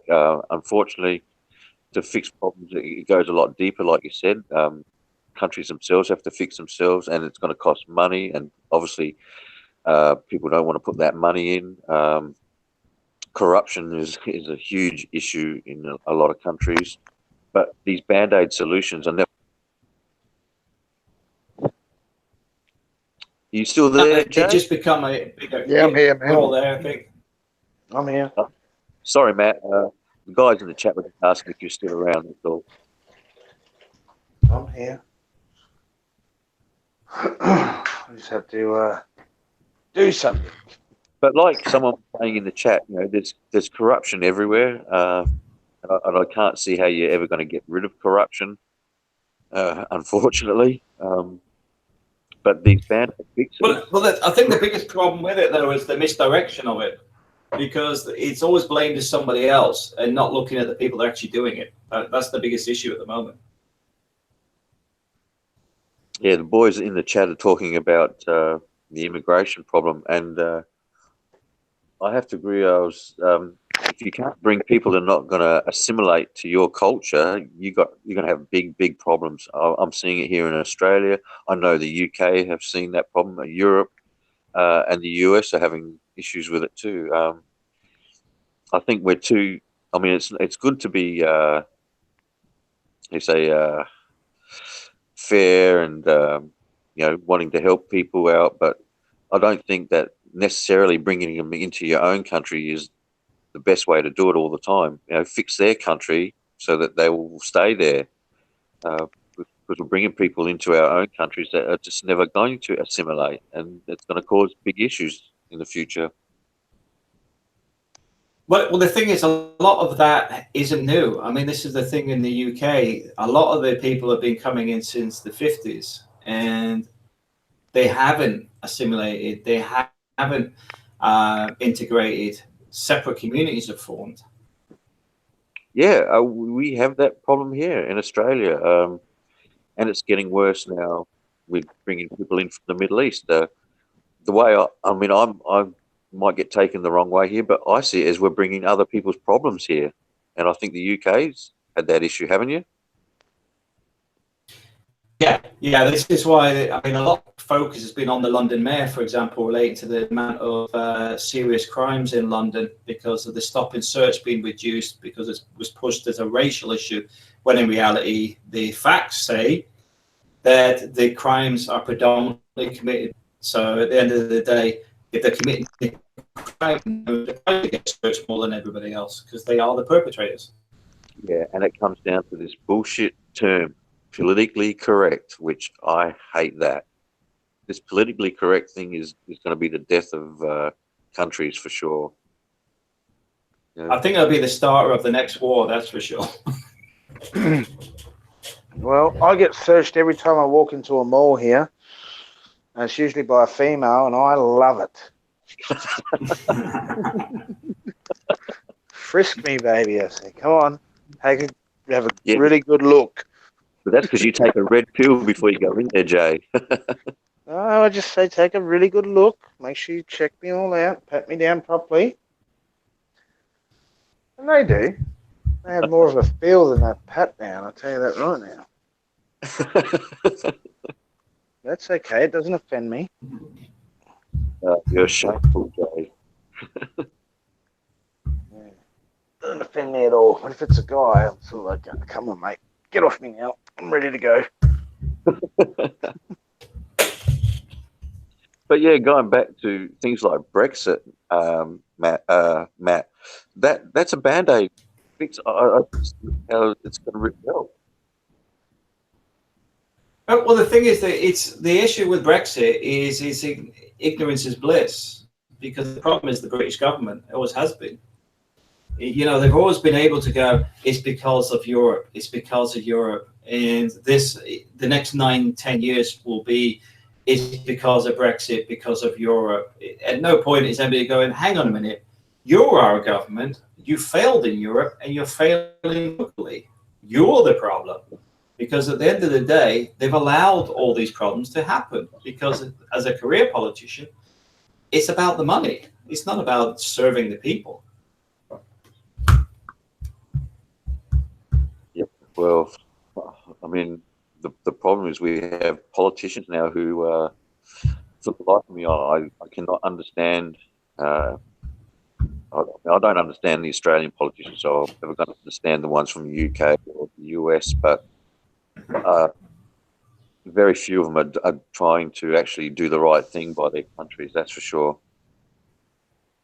Yeah, it's become a business rather than a. It's not about the people, that's for sure. Not for the benefit of the country. And there's too many, I'd like to call them professional politicians that are like, it's almost a baton handed down from family member to family member. I don't see how that helps anybody. And the problem I have with the American system, and guys in the chat might jump on me, but it just seems to me that in the US, if you've got money, you can get into politics, and I don't see where that helps anybody really. No, well, that's it. When you look at elections, it's about pumping the cash, and you can see it on the presidential elections, the increase in the amount of money put into it to become the next president. It has become purely money driven. Yeah. You're not going to, just because someone's got money, you're not going to get the best candidate necessarily. So, unfortunately, though. But look at Well, look they at are debts as Australia, well. though. Look at Australia. Look at the fucking politicians there, mate. They're a fucking joke. They Well, don't look at even vote. You know, yeah. look at these idiots. That, oh my god! When I see them, when I go back, I just think these guys are running our country. You know, the shit they fucking all promise, which they never fucking do. And you got Malcolm Turnbull up there. Who the fuck is Malcolm Turnbull? Where did he come from? Yeah, well, I'm Out not of a big. nowhere, won by default by someone voting, getting together and fucking getting someone out, and he's just jumped in the scene and he doesn't even know what he's fucking doing. I'm just reading the chat here. Someone said money always drove politics. Well, I disagree. It didn't always. It didn't start out that way. But I guess even if you look at American politics, I guess that the first president, being Washington, and that did come from well-to-do families, I guess. But money shouldn't be the driving force in politics. Well, here Well, in you the get war states, notes, don't you? it's like the big senators, people who run for president. They're all come from money, but then you have our representatives. Usually, are kind of your average, everyday guy, for the most part. Of course, once they get into the political scene, then suddenly they become rich. Here in the states, you can see obviously very good people who get involved in government, and then within a short few years, you see them completely change their views on things. So something has definitely happened with the American political system once people get involved into it. Yeah, because if it's anything like Australia, you get into politics here, you toe the party line, or you don't get anywhere.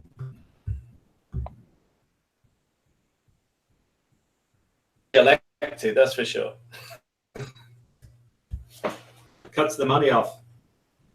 Yeah, you suddenly find that you don't have the power to make any changes because you're not going to get any support from your own party if you don't agree with them and follow their line. And of course, I'm going to touch base a little bit. You guys have talked about, at one point, things started in communities and they kind of worked their way up to government, and now things are starting government and trickling down to communities, which is failing. So, excuse me. I mean, like to get everybody's view on that, but I mean, where is this progressive liberal agenda coming from that is pushing like history? Like here in the States, you brought up like history. Like we're removing certain parts of our American history from the elementary, middle school, high school type thing. They're removing certain parts of history. They're not teaching that anymore, and you can't learn those things until you go to college now. So to me, there's some kind of agenda they want to get rid. They don't want people to know about the history of us, at least American wise, about how we stood up against the government at one point, the English government, and said, we're not taking no more of your bullshit. And we founded the country, and they don't want to teach us anymore, as if they don't want Americans anyway to know they can stand up for themselves and take over if need be. There's some kind of agenda all around the world. It seems like that they want to suppress the people and not make them realize that no, you can stand up and fight your government. I'm just reading the chat here. Don C. I grew up in Washington, D.C. and never knew the fastest way to be a millionaire was to be a civil servant. Well, my answer to that is you have these big companies like, say, for instance, health insurance companies over there who have so many representatives working on politicians and civil servants, and they're getting money through the back door to these guys to pass their policies. Yeah, Don sees he's not a real smart character. Let's read his other comment. if the only action you get is being frisked and moles, you need to take a hard look at yourself in the mirror. Well, Don, you better watch my channel a bit more, mate, because that's not the only action I get. That's only rarely when I go out. So he's pretty sheltered, That's just- this fella. Yeah, Jay, that's just foreplay, right? that's just getting me going. And then I get their phone number. They catch up with me later. But regardless of all that, that's a fucking dumb comment, man. That shows that you don't really watch my channel. You just come in here out of nowhere. And for him to say that about I've lived in Washington, D.C. and a millionaire, he obviously doesn't know too much how the politics works in America too as well. Being an American, okay? It's all about the fucking money. Yeah, Vitrix, we're trying to get to all the comments in the chat, mate. I'm trying to catch up with them, buddy. So, You know, 4,000 lobbyists. and Victrix, we can't fix fucking stupid. Sometimes there's stupid comments that we don't want to fucking read because they're just damn right stupid. You might as well go bang your head against the fucking wall. Right? They don't deserve to be read. Yeah, and that's what I'm saying, Don C. He said, members of Congress who never made more than 125K a year and they are millionaires today. Well, they're millionaires because these lobbyists are handing them money behind Closed door. Yeah, to push their So agenda. what happens is you get set up as a non-executive board member on other companies as well. It's not just literally cash in your pocket. It's these pension funds, which are basically you're a member of a company that you never even know where the building is, never mind being there. That's the easy to say. This is where Quangos and stuff operate. It's because it's about extra cash for being a member of a board that is a non-electable board, and often these boards don't have to be public knowledge either. So you receive your payments without anybody even know that you received it. I watched a documentary, and I don't know how true this is, guys, but it said the healthcare industry over there in Washington had 300 lobbyists to every politician. I mean, that's insane. Yeah, well, that's why Trump, he doesn't need anyone to fund his fucking shit. He can do it himself. Not saying he's the knees and all the rest of it, but he's done all right so far, but time will tell. But he's already a billionaire. He doesn't need bribes. You know what I mean? The one thing you have to give credit to Trump for is that he wants to make things better for the American people as such. And you can't you can't really have a go at any guy that wants to do that. And I agree with a lot of the stuff he says. And the one thing I do like about him is that he's not politically correct. He's not one of these professional politicians, so he does come out and say some out there things. But I like that about him. I'm sick of getting the standard line from a politician, which is just a whole lot of bullshit that's meant to confuse people and just telling people what they want to hear. I really sick of that with politics. I'm relaxed, Vitrix. I'm always relaxed. Don't worry about it. Yeah, Don C, that's right. There is thousands of lobbyists just in the healthcare industry there, and it's ridiculous because that should be against the fucking law, mate. You know what I mean? Well, You'd be surprised when they're in Australia. I was surprised when they're in the UK. They're all active. It's just bullshit. It's just bribes, but you do it out. We do it. Oh, you can't do that. That's a bribe. But these guys are doing it in fucking governments, mate. It should be fucking. But I can't give you any money, but I can give you a non-executive board seat for the next 12 years once you retire from politics. Yeah. So you're not receiving anything at the moment, but the job's already done up with you. Yeah. And that comes down to that corruption bullshit. They do it in a way that I guess is legal, but at the end of the day, when you look at it closely, it's a form of corruption.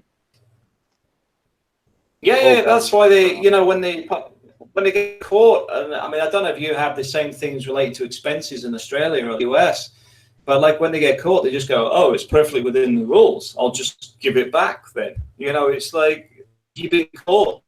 doing something that is immoral or whatever, but anybody else gets caught doing that sort of stuff, the taxman would probably be involved, along with maybe some legal action from a company you work for. But it's all right for people to steal from the government. Yeah, here's a perfect example here. Don C. It's funny you cannot get a ticket to see the Washington Redskins. Lobbyists own almost every ticket. I've been waiting on a list for over 25 years for a ticket, and that's how they work. That's how they work. You know, those tickets will be going to people that that can help them benefit their business. Yeah,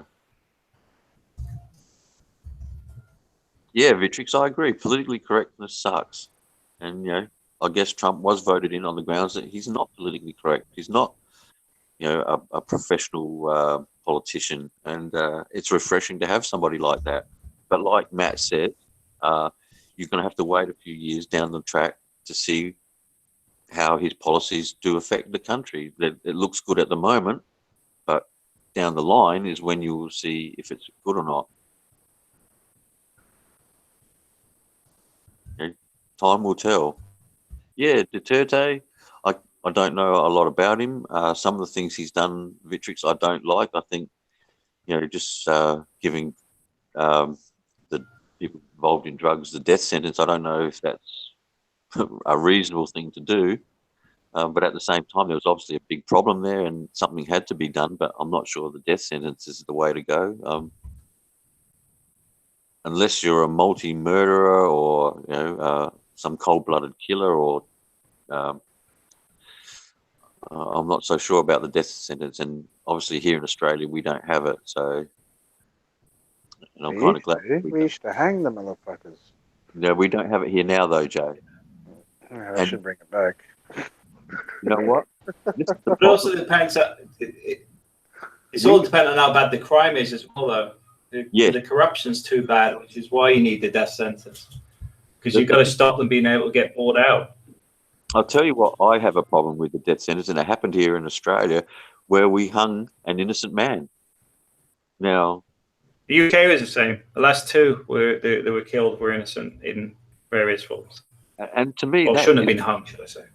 Yeah, that's got to be a disgusting thing. To be hung for a crime that you didn't commit, I can't think of nothing worse. Yeah, I see. There's plenty worse, but it's definitely not the best. No, I see you. Sometimes you've got to grab the bull by the horns just to fix things, and yeah, you do. Yeah, and I guess that's doing is bull by the horns. Electric chair and all that sort of stuff, and lethal injection and death sentences, they have some purpose, for some people. But I don't think that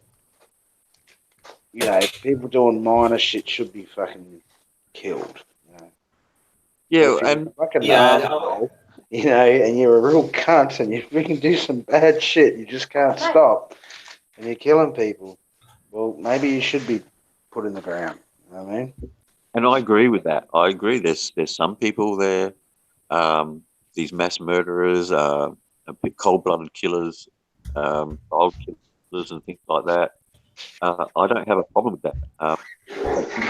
It's a fine line, and you have to be very careful because we have in the past innocent people, which is unforgivable.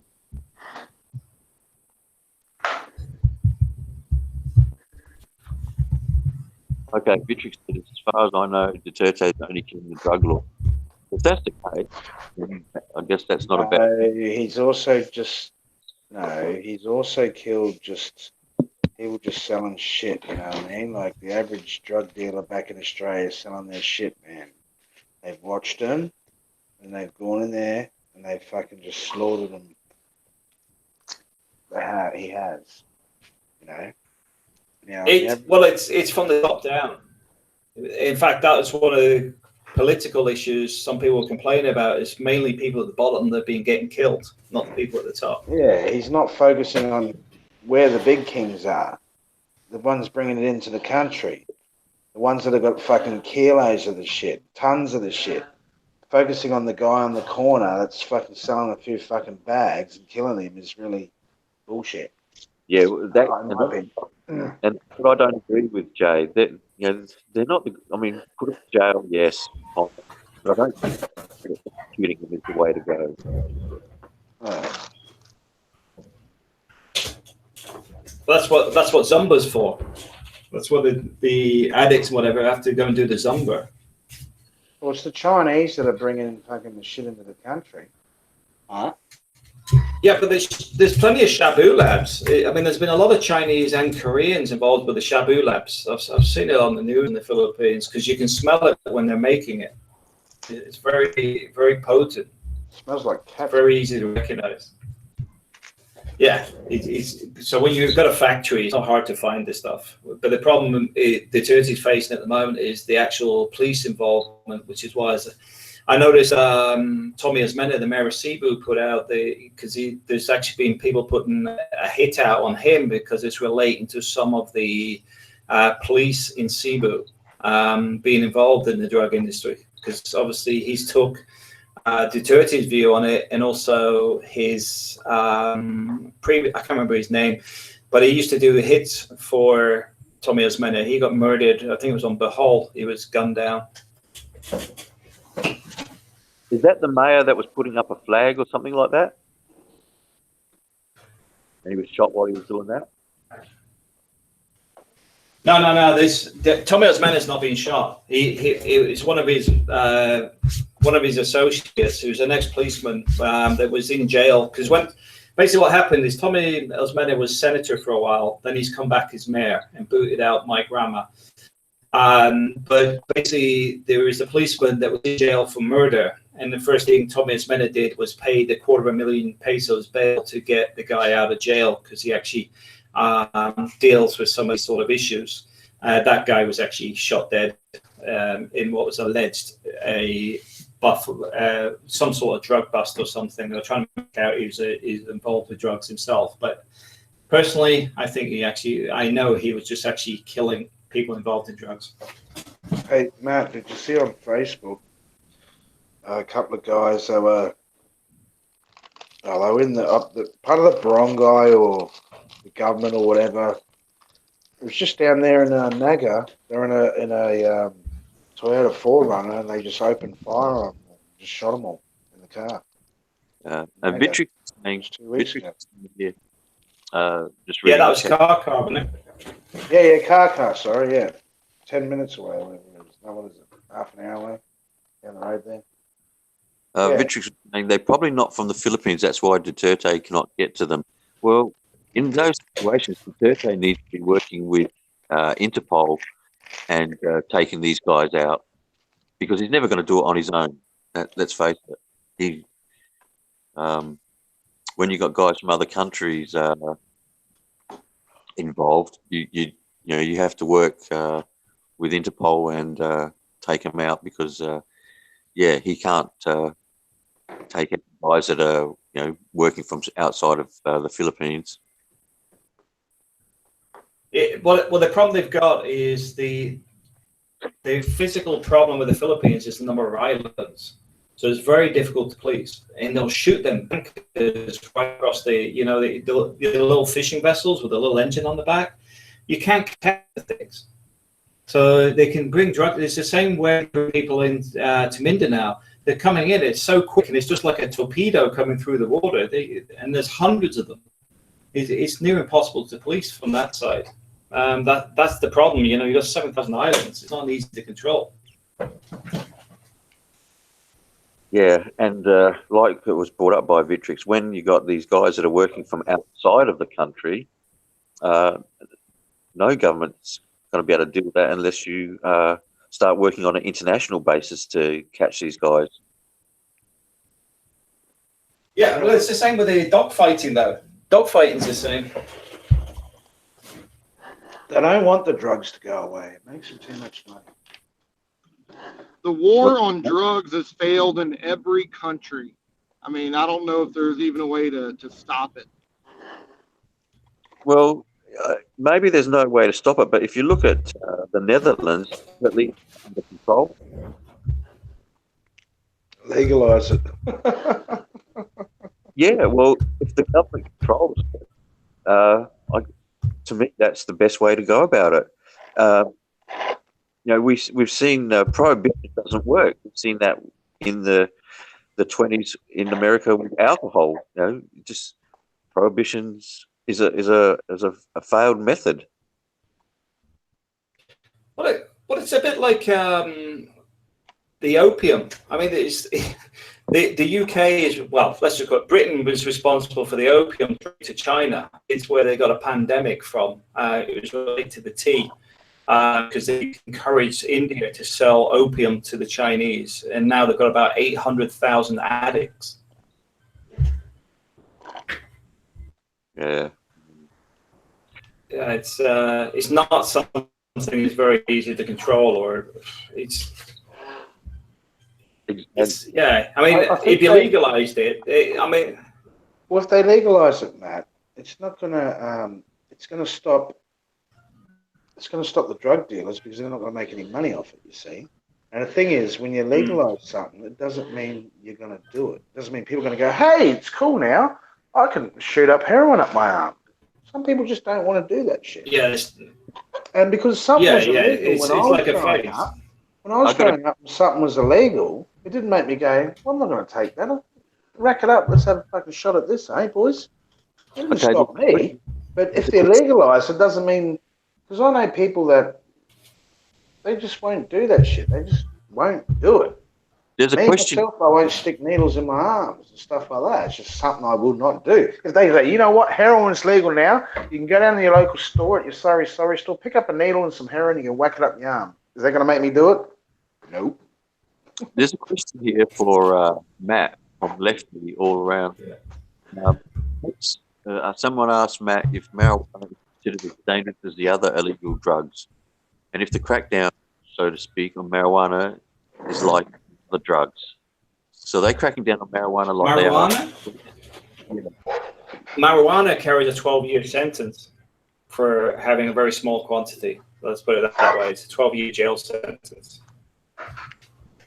There's an expat that got caught with that in Manila airport relating to I did a video on it because I'd spoken to the guy because he'd had some serious problems, and the fact that it was to do with his wife's had some land, and they basically seized the land without payment by having him jailed for a marijuana joint that wasn't his. Listen, from what he said, that's what he told me, it wasn't his, and that was a 12-year jail sentence for one marijuana joint at the airport.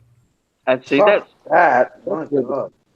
becomes ridiculous. I'm not trying to condone drugs here or anything like that, but that is ridiculous. That's. Yeah, I'm just saying, if somebody's asking about it, yeah, they treat it seriously. Here in Spain, you can have 3 marijuana plants in your house and nobody will bother you. We actually have herb shops here that. Matt, how many have you got? I don't grow anything. I got none. Come on, Matt, tell us how many you got. Herbs. I've got a hydroponic farm. You've got 4 acres. Well, that's like Adelaide. You're allowed to have 4 in your backyard, aren't you, Thunder? Or 3? They've changed it all now. It's no longer a criminal. It used to be you could have 10. They've changed that now to you can have 1 plant outside, but no hydro at all. Hydro is totally illegal now. Even owning the equipment is illegal. But the hydro shops are still open. Is that to do with water shops? But the way they get around it, the way the legislation is written, is that you can have lights of a certain wattage, and you can legally buy those lights still. Once they get over a certain wattage, then they become illegal for hydro equipment. Yeah, but they're growing herbs, mate. But, tomatoes, aren't they? I can tell you how they're getting around it now. Is that they're now going to LED lights. Yeah, but they're shit, man. They've actually improved it a lot, and they have the different colours now. How many have you got? Well, just tell me, how many you got? I've used the LEDs. I've used the high pressure sodium bulbs. You can't beat a 600 watt or a 1,000 watt high pressure sodium bulb. They're LEDs. They Yeah, don't do look, good, man. the 1,000 watters are actually hot. What are they? The 600s are sodium. The thousands I forgot the halide. But I have seen stuff under the new LED systems, and that's quite impressive, really. But if you ask me now, I've got nothing at the moment. But yeah, I used to grow a few. Let's just say that. Wow, I didn't think you were like that. You're gonna have to get off this panel. Someone go to his house and kill him. I'm telling the dirty. I'm gonna let him know before you get here.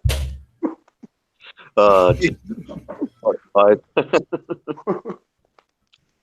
Yeah, well, nice to have. all this shit used to come out of Adelaide back in the day. Yeah, I know, mate.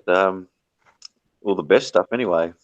Yeah, I remember. But that was the problem. The other state complained about it, so the South Australian government got up on it, and all the other states went lenient that It's they were funny. missing It's something. funny that the government's getting tough on it. They're staying capital territory. You're allowed to have 4 plants in your backyard. Yeah, well, What the that's the fuck same is as that, man? prostitution. Prostitution's illegal in most states except for Canberra. In Canberra, it's legal. No, you got to. You got to look at fucking King's Cross. Look at in Cairns and fucking Queensland and Brisbane and everywhere. There's brothels. Everywhere. There is. Northern Territory. There's brothels. Lefty, you actually, if you're talking about the Philippines, if it wasn't for the hard marijuana, most of the farmers would be growing it. Good climate. Actually, you find that humidity is not a good climate for it. You want dry heat. Dry heat is the best for marijuana crops. And you know what gets me is that if you had just say, for instance, an acre of pines and an acre of marijuana, you can get a better quality paper and more of it from an acre of marijuana than you can from an acre of pine. So, our paper should be really coming from marijuana instead of chopping down all these trees like we do all the time. Yeah, and another thing too as well, Thunder. You can't smoke pine trees.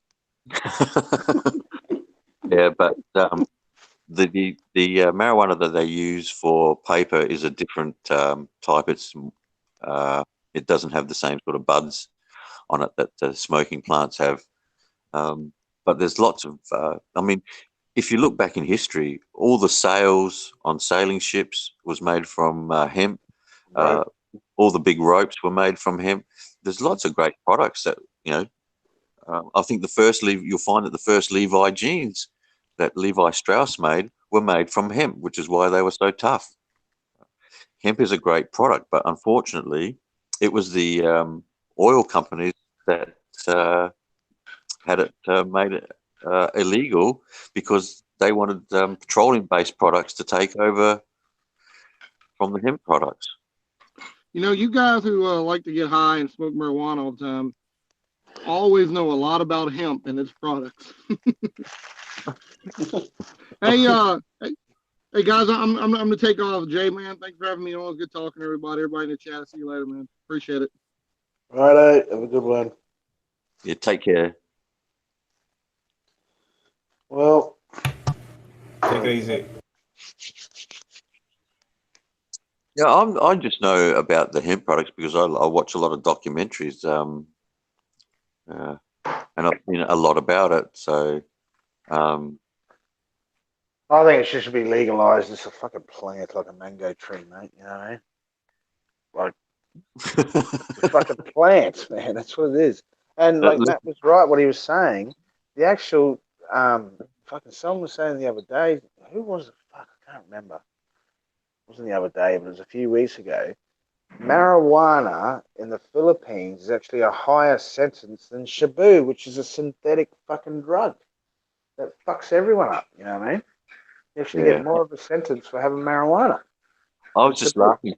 I was just laughing because Lefty put in a disclaimer in there in the chat.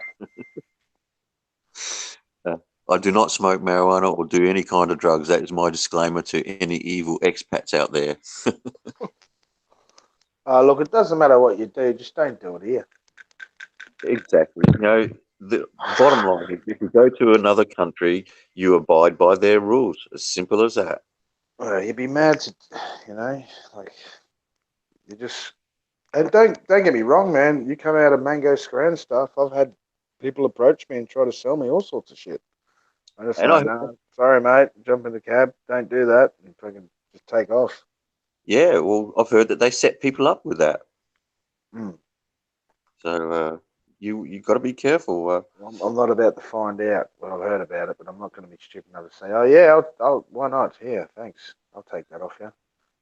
Nah, You'll be a what copper bother? sitting across the road watching, going to every foreigner, and see who takes the bait and then drain his bank account. Or if not, well, it's probably usually drain his fucking bank account. You're going to go to jail because he's been set up, obviously. Give us fucking this much money and then you can go. It's just not worth it, you know. Go over there, enjoy a beer. No need to, you know what the law is over there. So if you do something like that, I guess you deserve what you get because it's not like they hide what they do to people over there. I don't want to end up in a Philippine jail or a Thai jail. Bugger that. It's not like Western jails, that's for sure. Yeah, I just don't want to be in a jail full stop. Exactly. Or in any country, No, that's right. Country, No, that's yeah. Nobody does. But like I said, you go to these countries, you know the law before you go there. So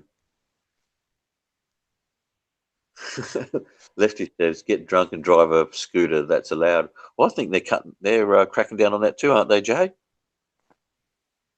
Oh, I don't know how it works with scooters and stuff. Matt might know how he's got a motorbike.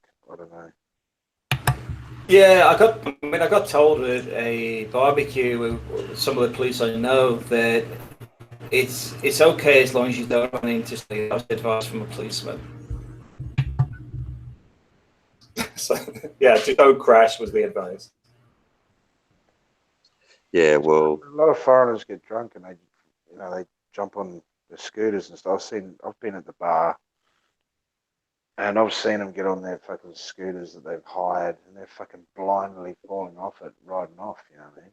I think, fuck, man, why don't you just catch a taxi? Like, seriously, if you hurt yourself, it's going to cost a lot of money. If you hit someone, it's going to cost a lot of money. If a police officer pulls you over, it's going to cost a lot of money. What's a couple of hundred pesos in the taxi to go home? You know what I mean? that's I don't understand is the transportation is cheap over there, so take advantage of it.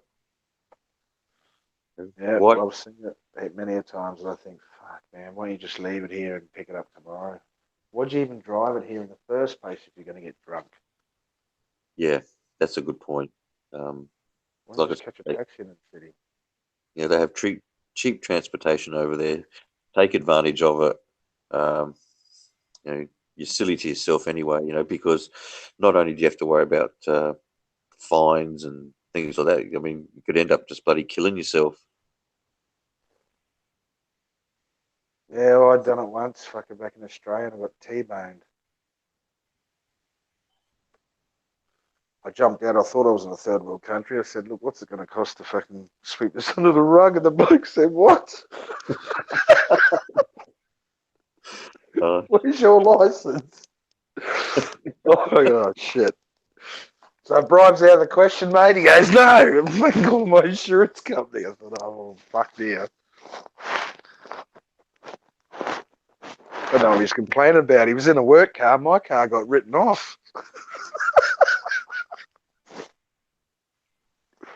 You spent too much time in the Philippines, mate. No, this was in Australia a long time ago. I'm talking a long time ago. Okay. Back in the day when I was a young fella. Wasn't here. No, but I thought maybe you thought you were in the Philippines at the time. Or, yeah, I tried to have a go at it, you know what I mean? Even though I've never been here, I tried to say to the bloke, how about we work something out, you know what I mean? He's like, nah. I'm like, okay, whatever. And you've got to be careful because that happened to my ex when we first started dating. A drunk driver smashed into her car, pissed as, and ended up having to call an ambulance. And then when the ambulance came, the cops came, and because he's drunk, his insurance wouldn't cover him. So he wrote off her car and ended up having to pay it off, so many dollars every week, which was a pain in the ass. But because he was drunk, and the insurance won't pay for it. Yeah, that's how it works. Insurance is invalid. Well, guys, I'm gonna shut the show down now. We've been going long enough. I think the Shills had a good dig tonight. It's been a positive show. It's been some drug talk and all the rest of it. Scallywag behaviour as usual on this channel. No hate tonight. I'd like to thank all you guys for coming aboard on the panel. Matt, Mark. Nice to see you guys. Yeah. Yep. And I'll shut it down, guys. If you're new to the channel, please like, comment, subscribe. Give us a thumbs up or a thumbs down because any action's good action. Don't smoke reef in the Philippines. I'm out.